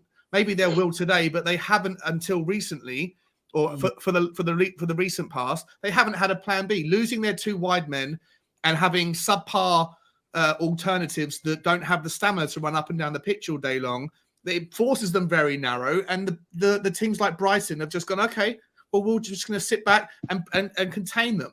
And I think that is part of the reason that Tuchel is struggling. He hasn't got a plan B against certain teams. Maybe today he will, maybe today he won't. But I think the reason why Chelsea are struggling is because of they're too narrow. And when Reece James and Chilwell come back, maybe they'll get back to their old self. But until then, I don't think that they have. They're going to have to reshape, which is why they keep pivoting from a back 4 to a back 3 to a back 5. They keep changing. He's trying to figure something out, and it's not working yet. And so I don't know if that's answering your questions, but no, absolutely does. Absolutely does. that's my and look, considering you answered it so expertly, Sean, I'm going to have to change a part of my question now to Jamesy. I'm sorry, Jamesy boy. You know, what is it that Eric Dyer brings that creates that win percentage with him in the team compared to him out of the team? Oh, it's a very good question. I think obviously he is one of our best centre backs, but in terms of analysing it further than just that, I think he's a bit of a leader at the back, isn't he? You know, when Dyer's not in the team, you've got Sanchez, Tanganga, inexperienced, and Davies, who obviously isn't a natural centre back. Obviously, can play there for Wales. But Dyer just, I feel like he holds them together, and that may sound funny to some, but I feel like Tanganga, obviously being inexperienced, we've seen him from set pieces. Dyer would be like telling everyone where to mark, as well as obviously Lloris. And we saw when we conceded more set pieces, is when Galini's in goal in the cup games. There's no command at the back. There's no discipline. There's no, go and mark your man. I mean, Tanganga is. I'd seen primary school kids defend corners better than that. It's unbelievable. Like, just stick on your man. He's like running around like on the penalty spot, like a cat trying to chase his tail. It's just, I don't know what was going on, but I think Dyer holds them together, and I think he is a real leader. Although he's not the captain, you've got to have leaders in the team. We've got Højbjerg in midfield, we've got Dyer at the back, and we've got Harry Kane up top. I think that's our leaders in the team, through the heart of the team. And when we haven't got Dyer in the team, it just seems a bit, the line isn't together. It's all a bit, it's all a bit everywhere, really, and that's I think the main difference why our win percentage is higher with Dyer. Absolutely. Interesting answer. Honestly, James, I didn't think you had that sort of tactical analysis in you. Big yourself up, my man. Absolutely love it. Big up, Jamesy boy. And Brian, yourself, I know. What's your thoughts on Dyer, my man? You know. So first of all, you got to look, like you said, that win percentage speaks for itself. You can't get away from brass tacks. That 66 to 33. But you know what? What we've missed as well is his passing has improved so much. And what we've lacked with him out is obviously bringing it out from the back and that person to play like the Toby Alderweireld balls. His passing has improved phenomenally. And he seems to be a very, very calming influence. And again, we talk about it with Sanchez. His best was when he played in a back three with Toby and Jan. We say the same for Sanchez. The best was when he played in a back three with Toby and Jan. Now, as good as Toby and Jan were, and everyone knows my feelings on Jan Vertonghen, my second ever favourite Spurs player ever, maybe it's just Eric Dyer is a better... Oh, mate, I was obsessed with Jan. Obsessed.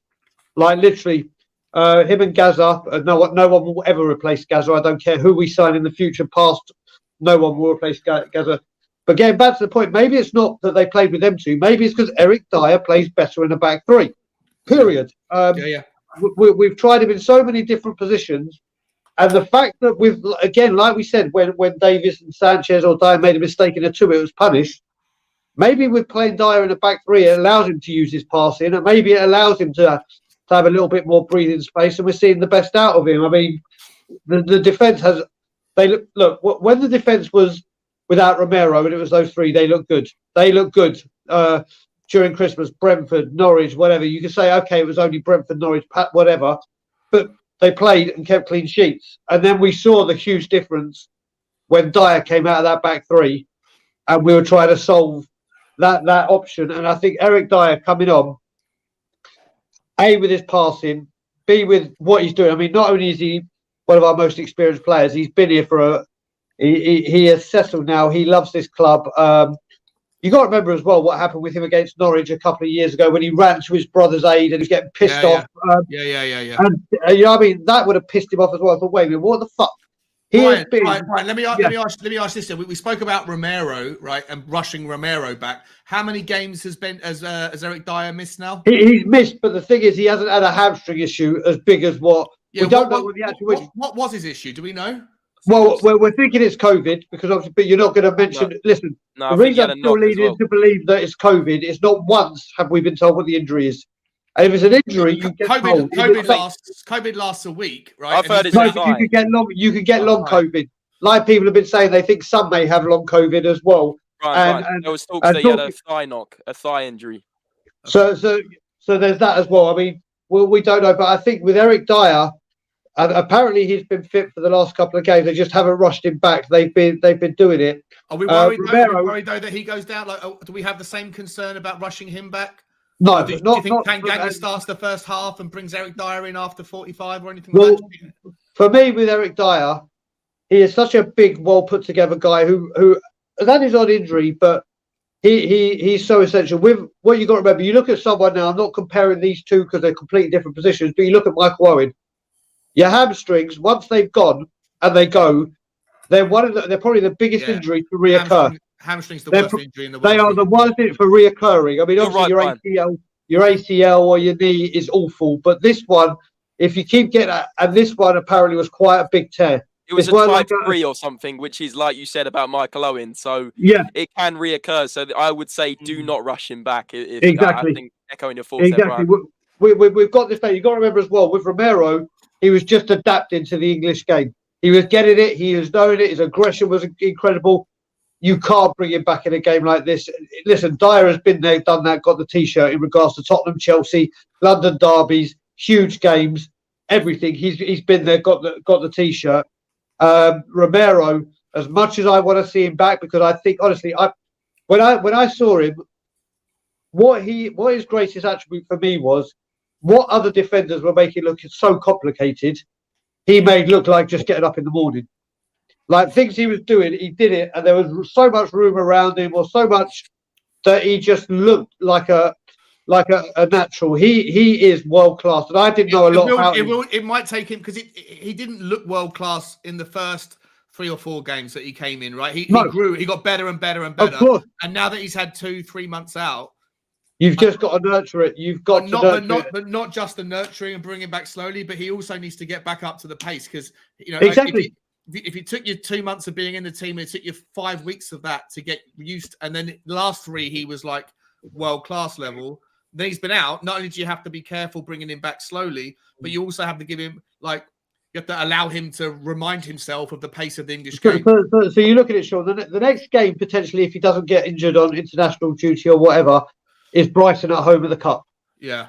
What game? He won't. He's not going to international duty, is he? Okay, fantastic. Then literally, you bring him on for 45 minutes an hour of Brighton, so he's ready for Wolves. He's ready for the Premier League because that game. Listen, no disrespect to Brighton or the FA Cup because I want the FA Cup and I love it.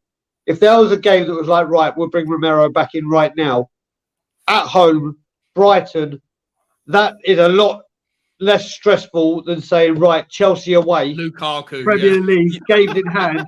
You know what I mean? If we win this game or we play well in this game and close it and get a point or even 3 points, the pressure starts getting on heavy, and we need players ready to go the distance. If we lose to Brighton in the FA Cup, of course, I'm going to be extremely pissed off. But that's a one-off game. Let him come on. Let him get 45 minutes. Or even the distance with training, who knows? And also, you don't know we don't know the. Do you remember they used to do games behind closed doors for players that were rushing back, that were coming back? Who knows if there's something arranged for that during this break? But yeah, Romero with Dyer, getting back to Dyer. I mean, he is just he's ready for this game, I believe, and his experience will get him through it. And I'd rather he come on and go off than stay off and come on, if you know what I mean. I think he's that vital for this game. Yeah, I think the one thing at the back that scares me about today is Davinson Sanchez. Yes, he's been brilliant recently, but let's not forget he has been shambolic in the last few big games. The big games against Chelsea, obviously scoring the own goal. The big game against Man City where he slipped over and let them through.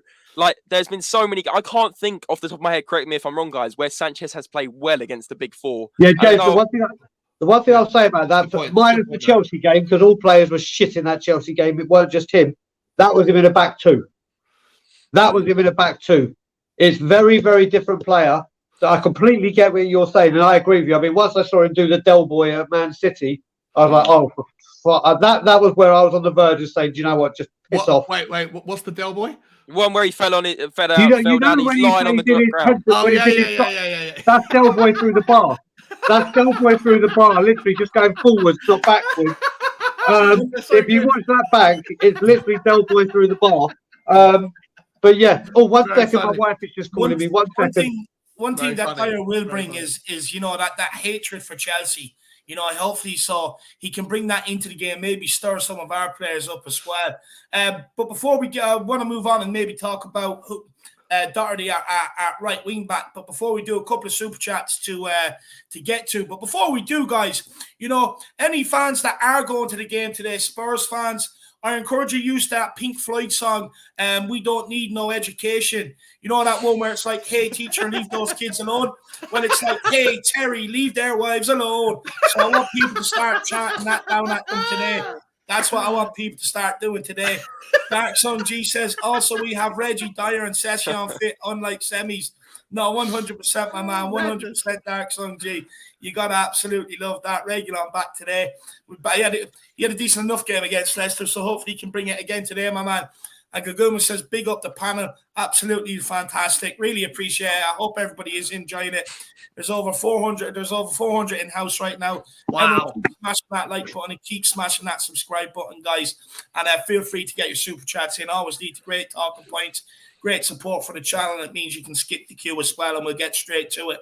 but really appreciate it, Kaguma. So everybody, one more time, that's Pink Floyd's song. Make sure you chant it today if you're at the game. Hey, Terry, leave their wives alone. That's definitely want to hear that, I absolutely love it. I'm going to come up with more. What about Lukaku, leave Inter alone? What about that one? you know that song was actually made for Arsene Wenger as well. When it was, "Oi, Wenger, leave those kids alone." All in all, you're just another prick from Arsenal. But yeah, you can adapt it for Chelsea, David. That's actually a very good one to do. No, I gotta love it. Which one of the weird Tottenham TV boys are going to there, Brian? Both of them are. It's me and Simon in the studio today. So me and Simon are leading the line. Big shoes to fill after the bloody Leicester performance that they put in. The studio, lad. Oh, mate, trust me. I'll say Brian, about studio. I wasn't going to mention it on the WhatsApp chat, but I might as well say it now. I was supposed to be obviously in the studio with Sides today. I had to cancel because I had a work weekend, but the work weekend finished was actually only became a Saturday thing. So the reason I'm going to be doing their watch along or Irish Hotspurs is because after you said you'd step in, I didn't want to then confuse things and say I'm actually free again. So I don't want it to look bad, but I appreciate you stepping in for me, mate. Mate, no, honestly, it's a bit like I said. I mean, I went to Stamford Bridge, and I'll tell you what. When I had my season ticket, when I first started getting my season ticket as a 16-year-old, my dad said the one place you ain't going to is Chelsea because of the racism and whatever and the hooliganism. And do you know what? I stuck by it with my dad. I was like, right, you go to Highbury, the Emirates, you can go down the field, you can go everywhere. You just can't go there. And I was like, okay. And do you know what? I went to that game. And honestly, if I ever go to that cesspool or anywhere near it again, it will be too soon. It is the biggest. It's a horrible. It's a shit. Oh, it's disgusting. And the acoustics in that stadium, you can't understand a word that Chelsea are singing, but that's because they're incompetent bastards anyway, and racist bastards. But honestly, if I'm ever, it looks like a council estate. Yeah, it's a horrible stadium. In like the plushest part in London, and if I ever go to Stamford Bridge again, it'll be a day too soon. So I had the option to go to the game, but I was like, no, I'd rather be in the studio. I want to be as far away from that place as possible. Big up. I want to quickly wish Arthur as well a speedy recovery, my man. Big yourself up, Arthur, and I hope you are keeping well, brother. Let's get the result for you today. Let's get the result. Your smell will come back today when you smell the victory at Stamford Bridge. So that's what you got to look forward to, mate. You gotta love it. You gotta love it. But James, I'm going to give you this question, and I'm just going to run to the Jacks and be back. I'm quicker than Usain Bolt, I promise. Matt Doherty says came on at halftime Matt Doherty came on at halftime versus Leicester with Conte saying Emerson was injured, and to be fair to him, he changed the game down the right hand side, giving us attacking threat and probably a bit of balance as well. It means we could start bombarding Leicester from all areas. Should he start today, even if Emerson is fit, James? Yes, he should start. I don't think Emerson's particularly been on it. I feel like Emerson he's had an up and down start at Tottenham. He looks good going back, but forwards, he puts the crosses in and they're not quite where they should be. But Doherty, I thought he was unbelievable against Leicester when he came on. He really did give us something else. Brian, you were at the game, weren't you? So I'm sure you back me up on this, but Doherty looked like unbelievable going forward, and it's the best I've seen him play for Tottenham, to be honest with you. But yeah, I'd start him just based on that, to be honest with you. Yeah, I mean, I'll piggyback on that. So Doherty came on, and I'll tell you what, it was what was it, 1-1 at half time? Doherty came out before all the other players and even Leicester players, and the whole Tottenham side were like, oh shit, here we go. But he played on the right wing as a right wing back or a right back, whatever you want to call. And you know what? Like we said with Dyer, Sanchez, Davies, Winks, everything, we're very, very quick to criticise, but we're very, very slow to give player praise when he deserves it. And Matt Doherty, or however you pronounce his name, deserves praise for his performance on Wednesday. And when I got into a conversation with someone, I actually think they're in the comments now. I can't remember the name, Linda, I think it was. And on our show, Tottenham Talk was like, please just get Doherty out the door and whatever. And I commented and I said, you know what? He should start because Emerson, I didn't actually know it was an injury. But one thing I will tell you that I did see, and I don't know if you guys would have seen it on the camera, when we were. Do you remember late in the second half when there was a bad back pass and one of the players got right through on Leicester's goal and they almost made it 2-1? Emerson was as clear as day free on the right wing. And do you remember against Watford, we just kept giving him the ball, kept giving him the ball. Well, Watford well, have it as much as you like. He does nothing with it. Yeah. They just kept going back and trying to ship because I don't know if it was because he had his injury or whatever. No, I noticed it as well, Brian. Tottenham players were avoiding giving it to him, weren't they? Yes, they were. And I don't know. I only just heard when you said it today, David, that he went off injured. I actually thought he went off because he was shit. But I think that was part of why he was so bad. Exactly. But I mean, I still think he's young. He's got all the attributes for a Conte right back. For some reason, it's just not clicking like it has clicked with a Davies, a Dyer, a Winks, a yada, yada, yada. Do I think it will? Do I think it will at some point? Yes, I do. But does Matt Doherty deserve to start today as a right back or right wing back? Right wing back. Completely. And I have to tell you, Paul O'Keefe has just tweeted his predicted lineup, and he's actually gone for a back four. He's actually gone. He's gone Lloris, Davies. So when we got the comeback. He's gone Lloris, Davies, Dyer, Sanchez, Tanganga. Oh, maybe it is about because then he's got Doherty at right wing, Højbjerg, Winks, and Sessegnon. Okay, and then Bergwijn Kane. No, this is wrong. I'm sorry, that's wrong. There's like 7 defenders in that. Yeah, look. Sorry, what's that? Is that a 7-1-2 or like? Do you know what I mean? That's what Paul O'Keefe has gone for right now. Wow. No. That's a back 6. Well, Put Galini at right wing. I mean, what is that? But anyway. So yeah. No, Jason Green's comment about it's a few up, Davis. Emerson reminds me of a Chimbonda. Crosses are average, tracking back is good, but doesn't know where he stands each game he plays. That is spot on for me. That's what I was kind of saying just before Brian. I was saying, Emerson, he can get up the wing. He puts the ball in and it either goes too long or too short. And the other thing is, he is decent at tracking back, but is he's not quite great going forwards. And Doherty was right in the box for that second goal against Leicester. He nearly scored himself. Obviously, the rebound, Bergwijn was alert to it, but he was getting into the box. I mean, I don't want to see him that far forward against Chelsea the whole game, but if he can, produce some attacking support, then I'm all for it. Well, the thing is, James, when you mention that is the sole reason we bought him. Yeah, for Wolves, he scored goals. For his last 2 seasons at Wolves, he was second only to Trent in assists and goals from right wing back. Now, I don't care who you play for and who you do. If you come second 2 years in a row only to Trent, you're fucking good at doing what you do. And for Wolves as well. For Wolves, exactly. So if he gets played it's amazing, isn't it? When you play players in the right position, they might play better than when you put them everywhere else. It's madness. And listen, Doherty. You've made that point, Brian, about Tanganga as well, haven't you? That he doesn't because you're a utility player, because you're competent in not just one specialist position, because you can play kind of anywhere. You therefore get put anywhere, and then you get criticised when you're played out of position and you play badly. And it's an interesting point. Like there is something to be said. Like a utility player is great to have. But fans will always criticize anyone who plays badly and ignore the nuance there, Yeah. And that Doherty and Tanganga are people that get played out of position a lot. Sean, you're spot on. And just to back that point up, for me, I don't think many people comment on this enough.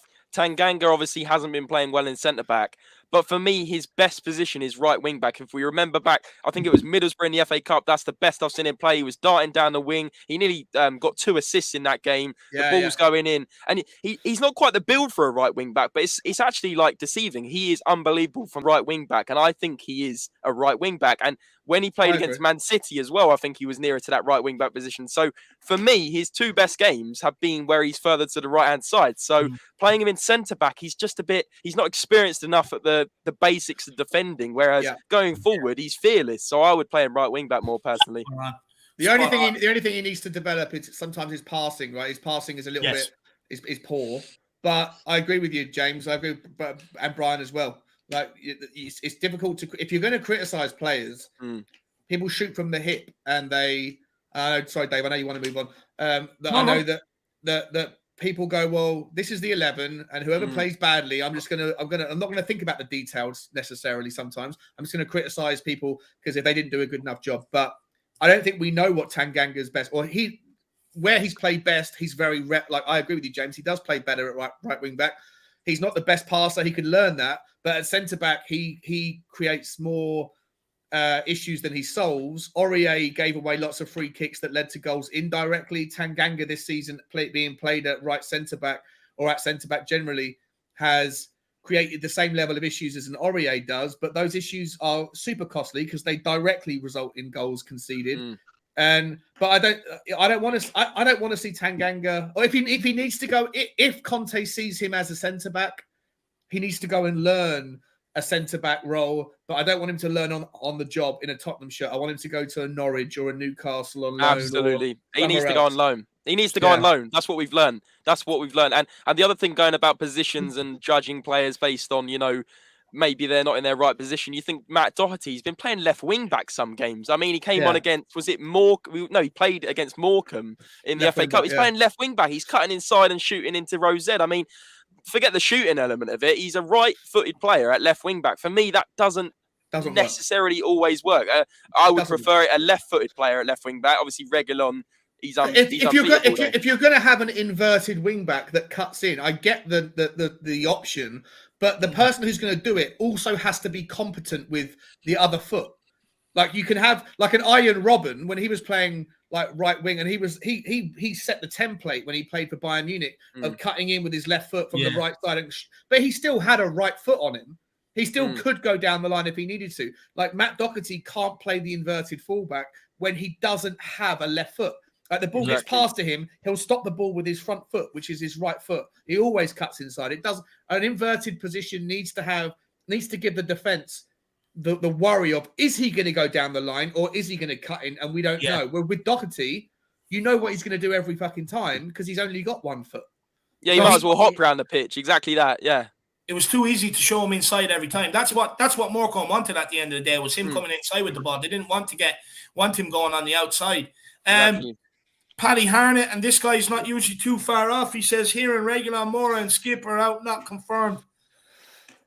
If that is the case, Reguilon again. What is up with this man? I don't know what's going on. Well, if that is the case, then O'Keefe's kind of Sessegnon and whatever, and Davies and left back and a back four is starting to make a bit more sense. So yeah. Well, look, we'll wait and see. Karen Knight says these are the same mugs who lost 3-0 to Man United and got our last manager sacked. How can we expect to beat Chelsea with their far superior squad? No, look, I get it, my man. I get it. But you know me, I'll never go into a game thinking we can lose. I mean, and I don't expect the team to go into this game thinking they're going to lose either. You know, you have to go in believing you can win. And that's what it is all about at the end of the day. What I will say is we're off the back of that last-minute victory against Leicester. Honestly, I believe that'll be a turning point this season. I believe it's a turning point for the squad as well. And I believe you'll see a much more united Tottenham going forward, which will bring better performances and then hopefully taking points off the big team, Carl. But I do understand where you're coming from, my man. But look, Carl, just allow yourself to believe. If you got out of bed the wrong side, get back in and get out the other side, my man. No, Carl's a legend. Big up, my man. Love him. Carl, the only other thing, mate, just like that was a different team. It was the same, might have been the same squad, but it was under a different manager, mate. Yeah, you have to draw a line under managerial tenures because the coaches are different, the management's different. It's more to I was just going to say, it's not just that, but you say about far superior squads. Man United's squad is far superior to us, but I think we'd give them a good game. So you just look at it like that. Yeah. I can't wait to play Man United later on in the season. I can't wait. We're going to smash them at their place. Yeah, Wreck-It Ralph, he'll enjoy that for sure. As Radfar says, I firmly believe 80 seconds versus the Foxes is a turning point.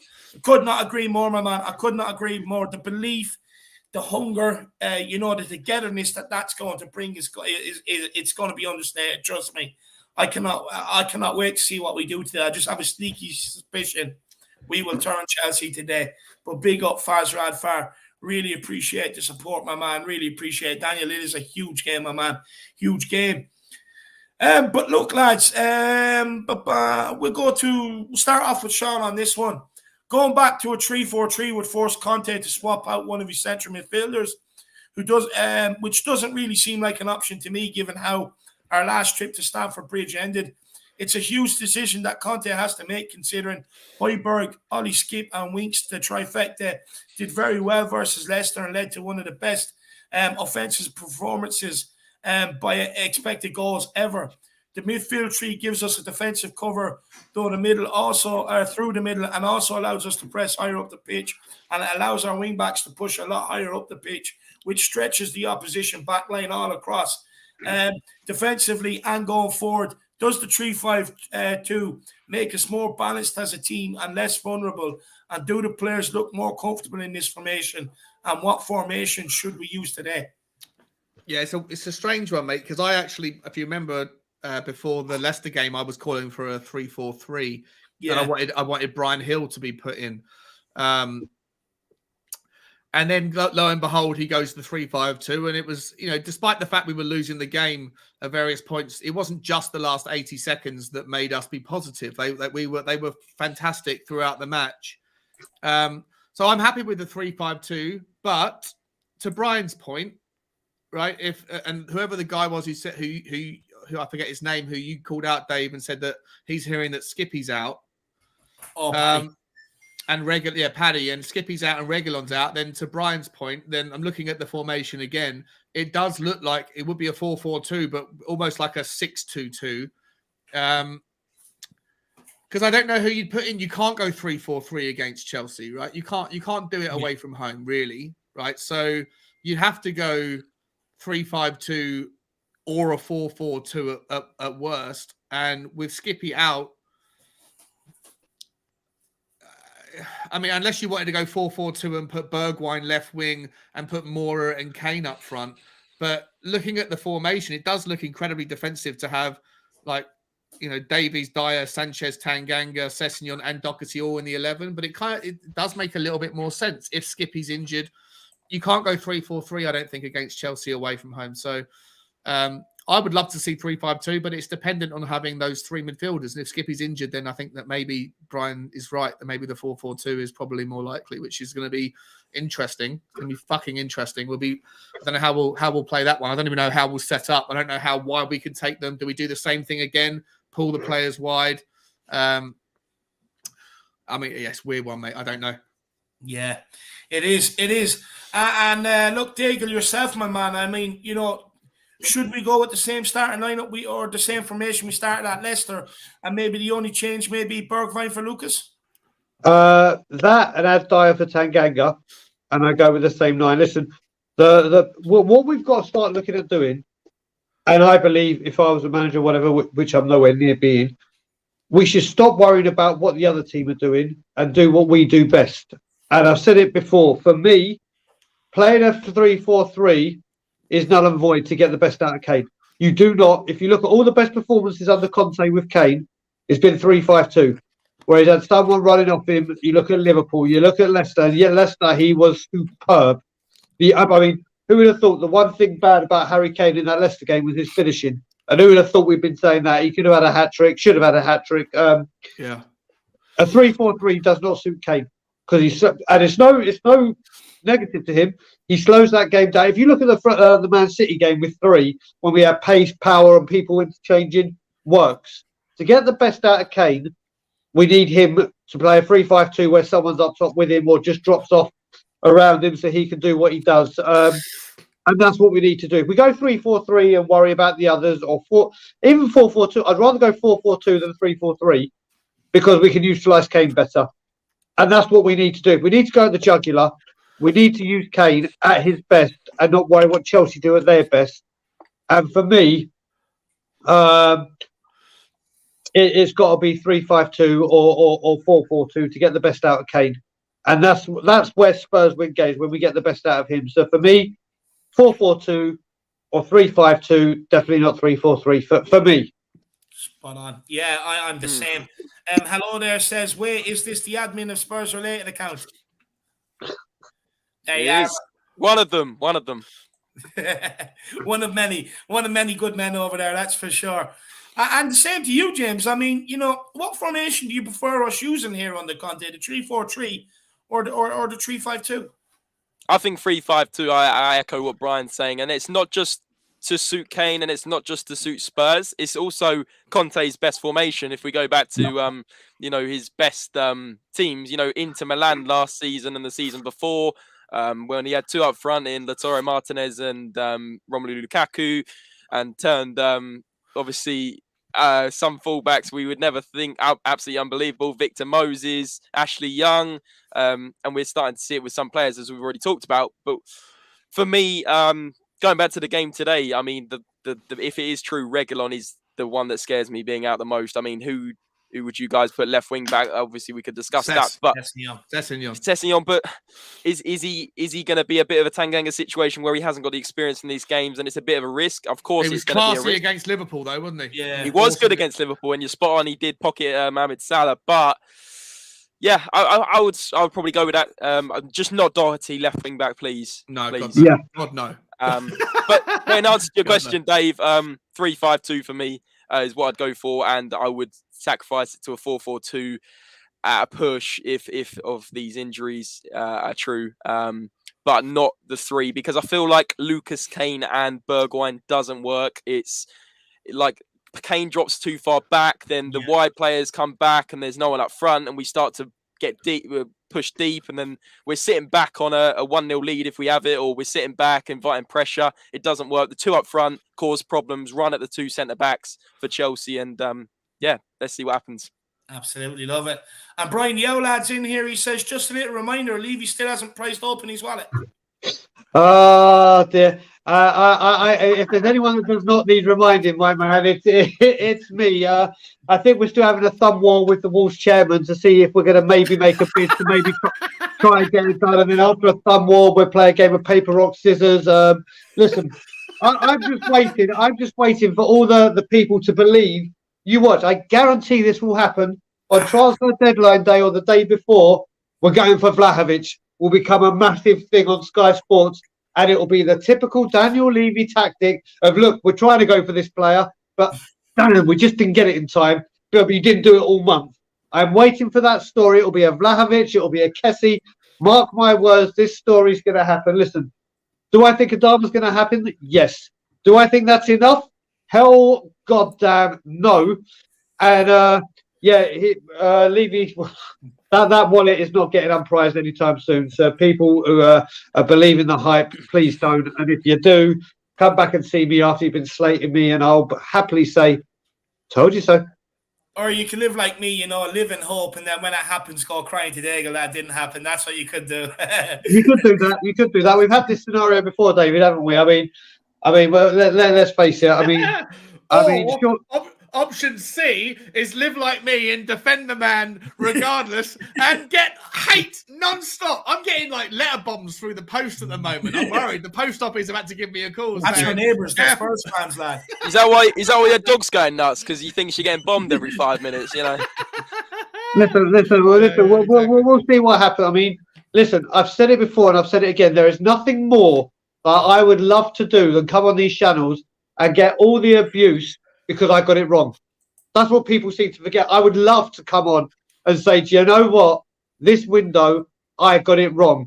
I've been outfooled by that parasite and whatever. I would love nothing more. Nothing would give me greater pride, and I would accept the humiliation to say he did well. And I don't say his name because if Cody's in there and I get clipped, he did well. He did well. I was wrong. There's nothing more I would love to do. Nothing more. But funnily enough, I'm still waiting to do that. I'm still waiting to be proven wrong, and this window ain't going to be the window that I get proven wrong. Well, look, we'll wait and see. Could be. Yeah, Damio's coming, mate. Damio's coming after 58 years in the Bermuda Triangle. We'll sign him. Good Beats Entertainment says Diabala, season 11, episode 55. Transfer. Exactly. DJ Rampant says the Irish Hotspur, if you ever want to come to a game, I've always got a spare seat, bro. I have to pay for 2 since my dad died, and Levy won't give the money back. I don't have mates that support Spurs. Well, DJ Rampant, my man, get in contact with me. Email me. It's all below. Social media, wherever it is. And I'll put you in the Irish Hotspur group chat. And that goes for anyone else that wants to be in it.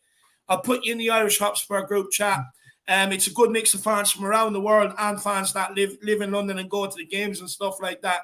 And DJ Rampant, my man, there'll always be people in there 100% willing to go with you to keep you company. I'd say it's absolutely horrible. News, man. That's absolutely horrible going to the game and just seeing that empty seat beside you. It's just a constant reminder, you know. And look, we need to get a feel for you. Look, I'll be over on the 13th, my man. If you want to go and meet for a pint or that, no problem. But do not worry. Get in contact with me and we will get you into that group chat. And I'm sorry to hear that, my man. Sorry to hear that. Yeah, I just want to say, it's things like this.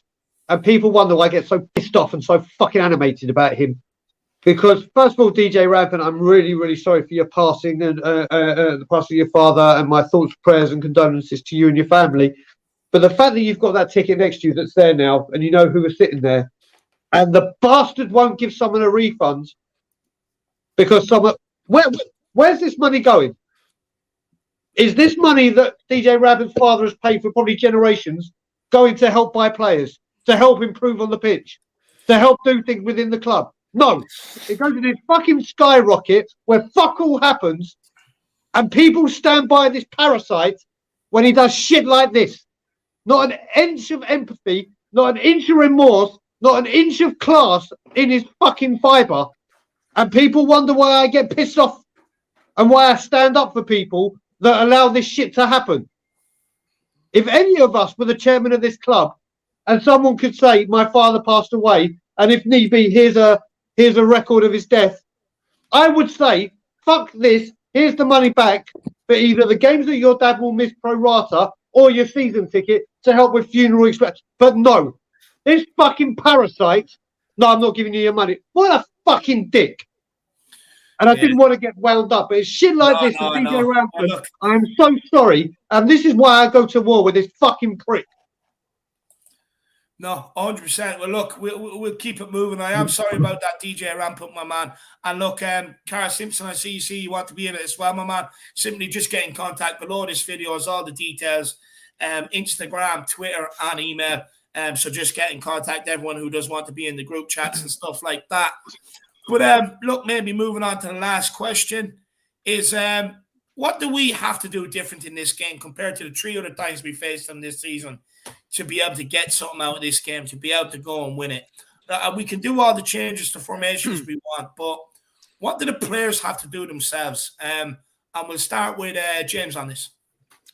Run through brick walls, believe you can do it, block out the history of the result, go on the morale of the high of Wednesday night and think that Chelsea aren't in the best form. There's something going on at Chelsea. They don't look together. They're a bit fragile.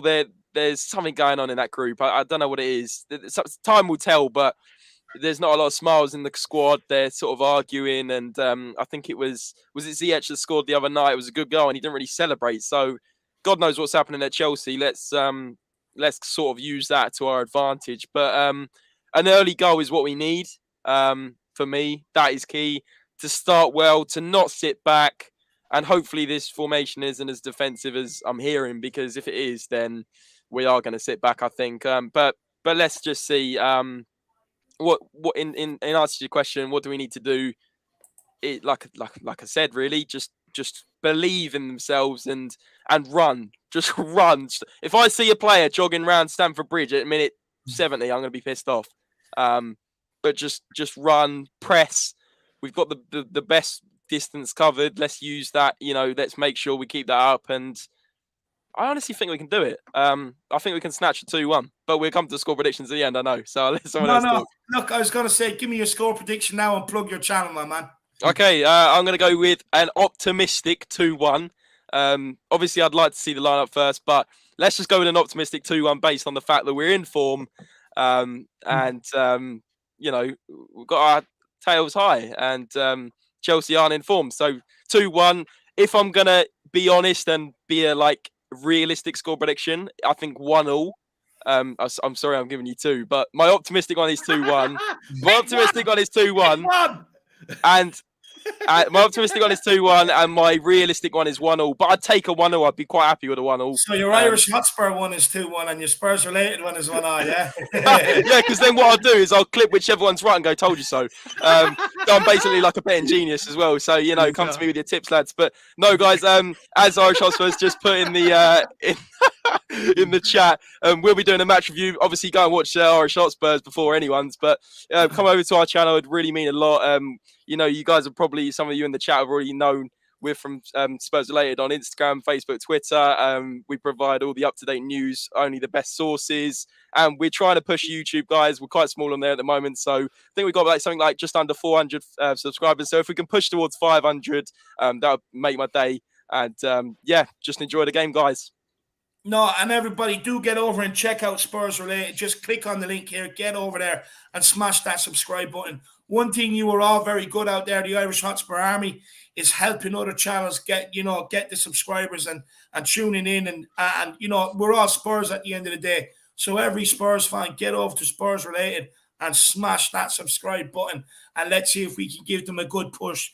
Absolute great bunch of lads over there as well. And you see me on there as well. So that's it, yeah. I was about to say it mean a lot. Like, don't just come over for me, come over for Dave as well. Like, we get him on every month or so. So, you see his face on one of the thumbnails, just get over there, guys. It would really mean a lot. No, please help the boys. At least get them to 500, guys. Come on. Get over there and smash that subscribe button. And Sean, we'll go to you, my man. I mean, what difference do we have to do, that we haven't done in other games? Score prediction, and where can people find you?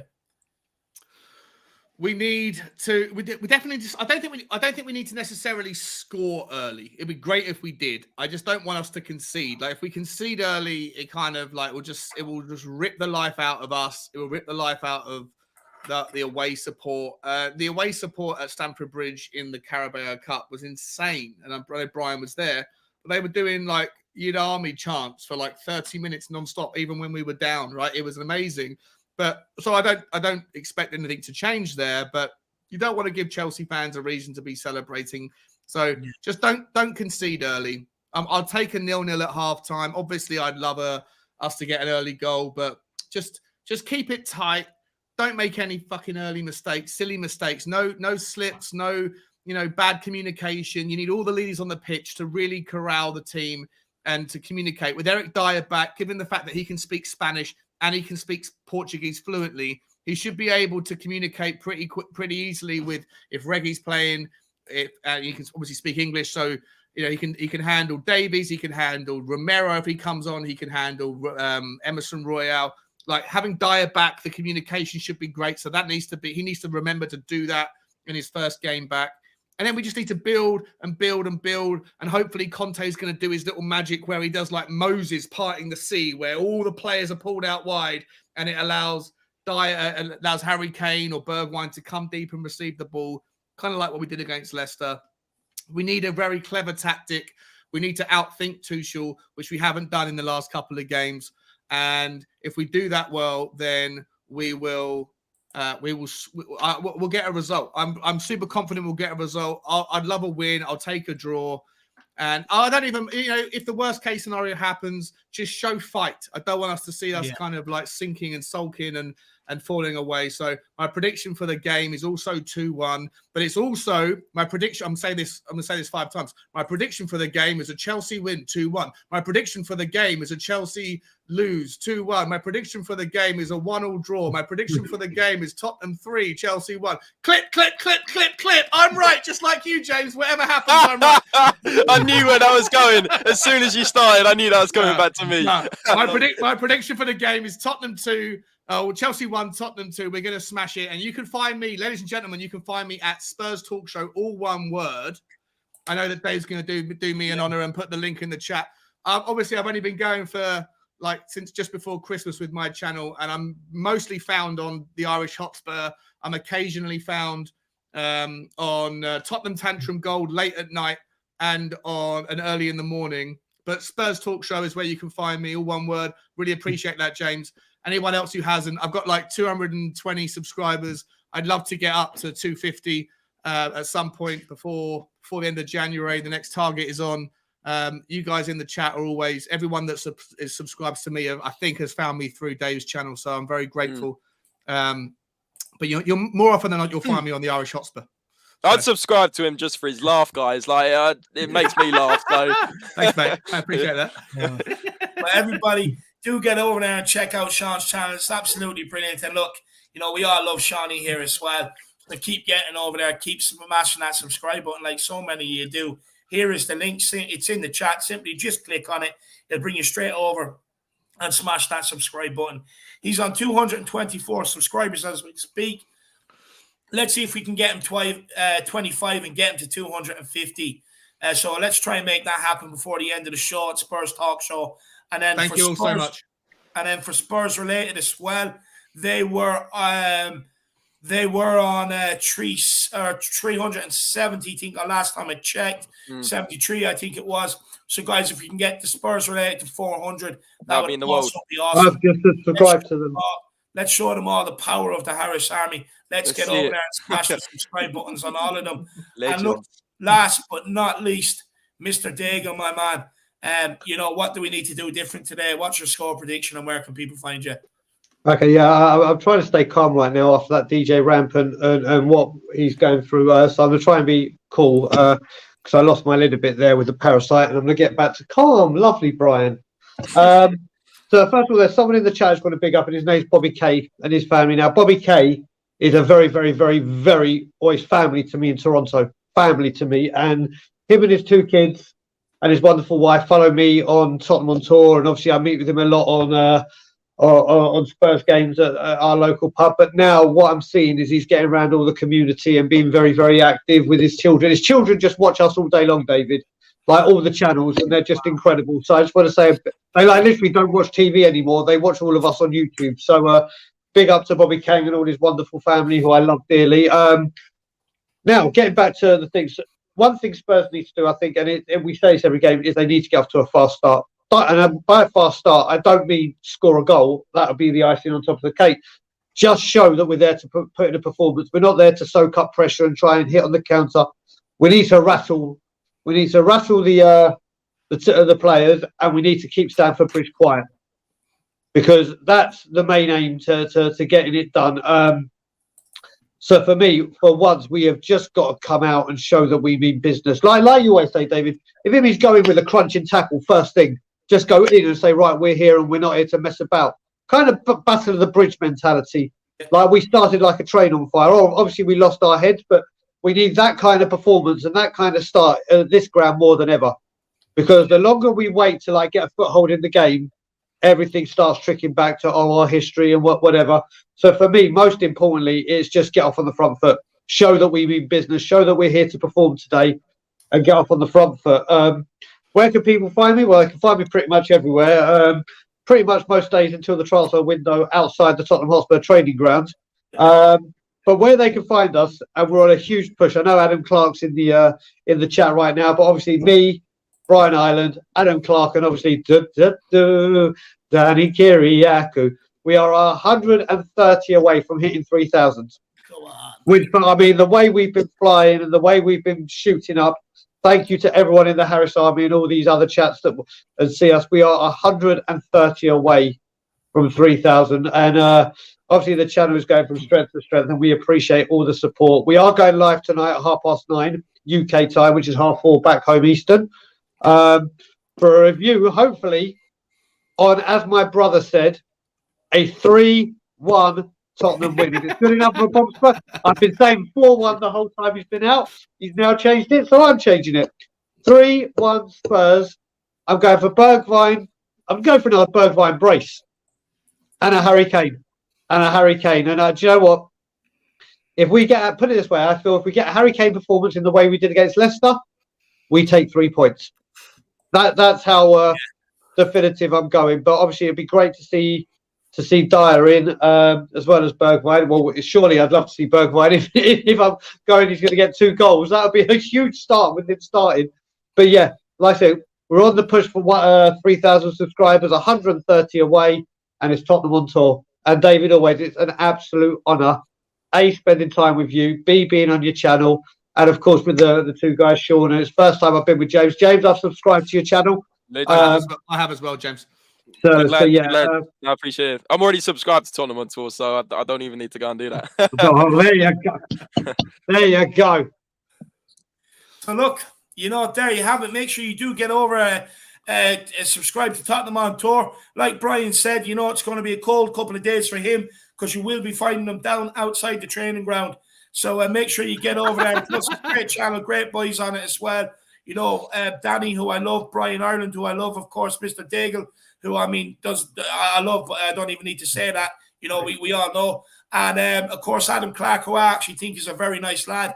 I think he's actually very underrated as well. So make sure you do go over there and smash that subscribe button. So that is Tottenham on Tour. I'm just going to throw all the links in here one more time, just because, thank you to the boys for giving up their time this morning. The first link in here I'm putting in again is the Spurs Talk Show. So guys, anyone, please get over and smash the subscribe on that.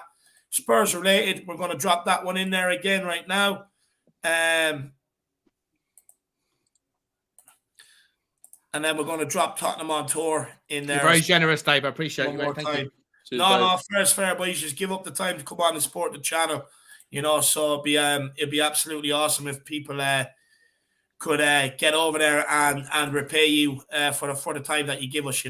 So here's and Dave, the other thing is obviously you need to come back on our channel, and the nicknames might have changed since last time, because I know it was Eric Dyer Moon Boots. Maybe he scrapped that name now, and obviously Bergwijn, it might have gone from that. We've got GPS Sanchez. Is he still GPS, or has he lost the GPS? Oh, no, let's find out. Okay, he's still GPS. Satnav Sanchez. Maybe even Ronald and Don Burgers, or whatever you call him, he'll go as well. No, he's always going to be that one, isn't he? I'll be on. I love it. I love it. Carl Knight says, leopards don't change their spots. Levy and Lewis will always be parasites who have no interest in making Spurs a successful club. Levy out. But Carl, all I'm going to say on this is tune in for the debate on the 1st of February between Sean and Mr. Daigle. It should be sure entertaining. And we'll probably make a lot of people's minds up on where they sit. So just tune in for that, Carl, my man. Really, really appreciate the support. Truth Sets You Free says, after we scored the first goal against watching paint dry FC today, Ken Shawnee run up to them and do that great laugh in the face. If we win this, I'd pay so much money to watch that, honestly. We'll pay for an Uber for Sean to get up outside the stadium, and you can just with a megaphone. Yeah, just scream in their face. I don't think she'll need the megaphone. Bloody hell! Yeah, sorry. Just needs a Red Bull. Oh, you gotta love it. It.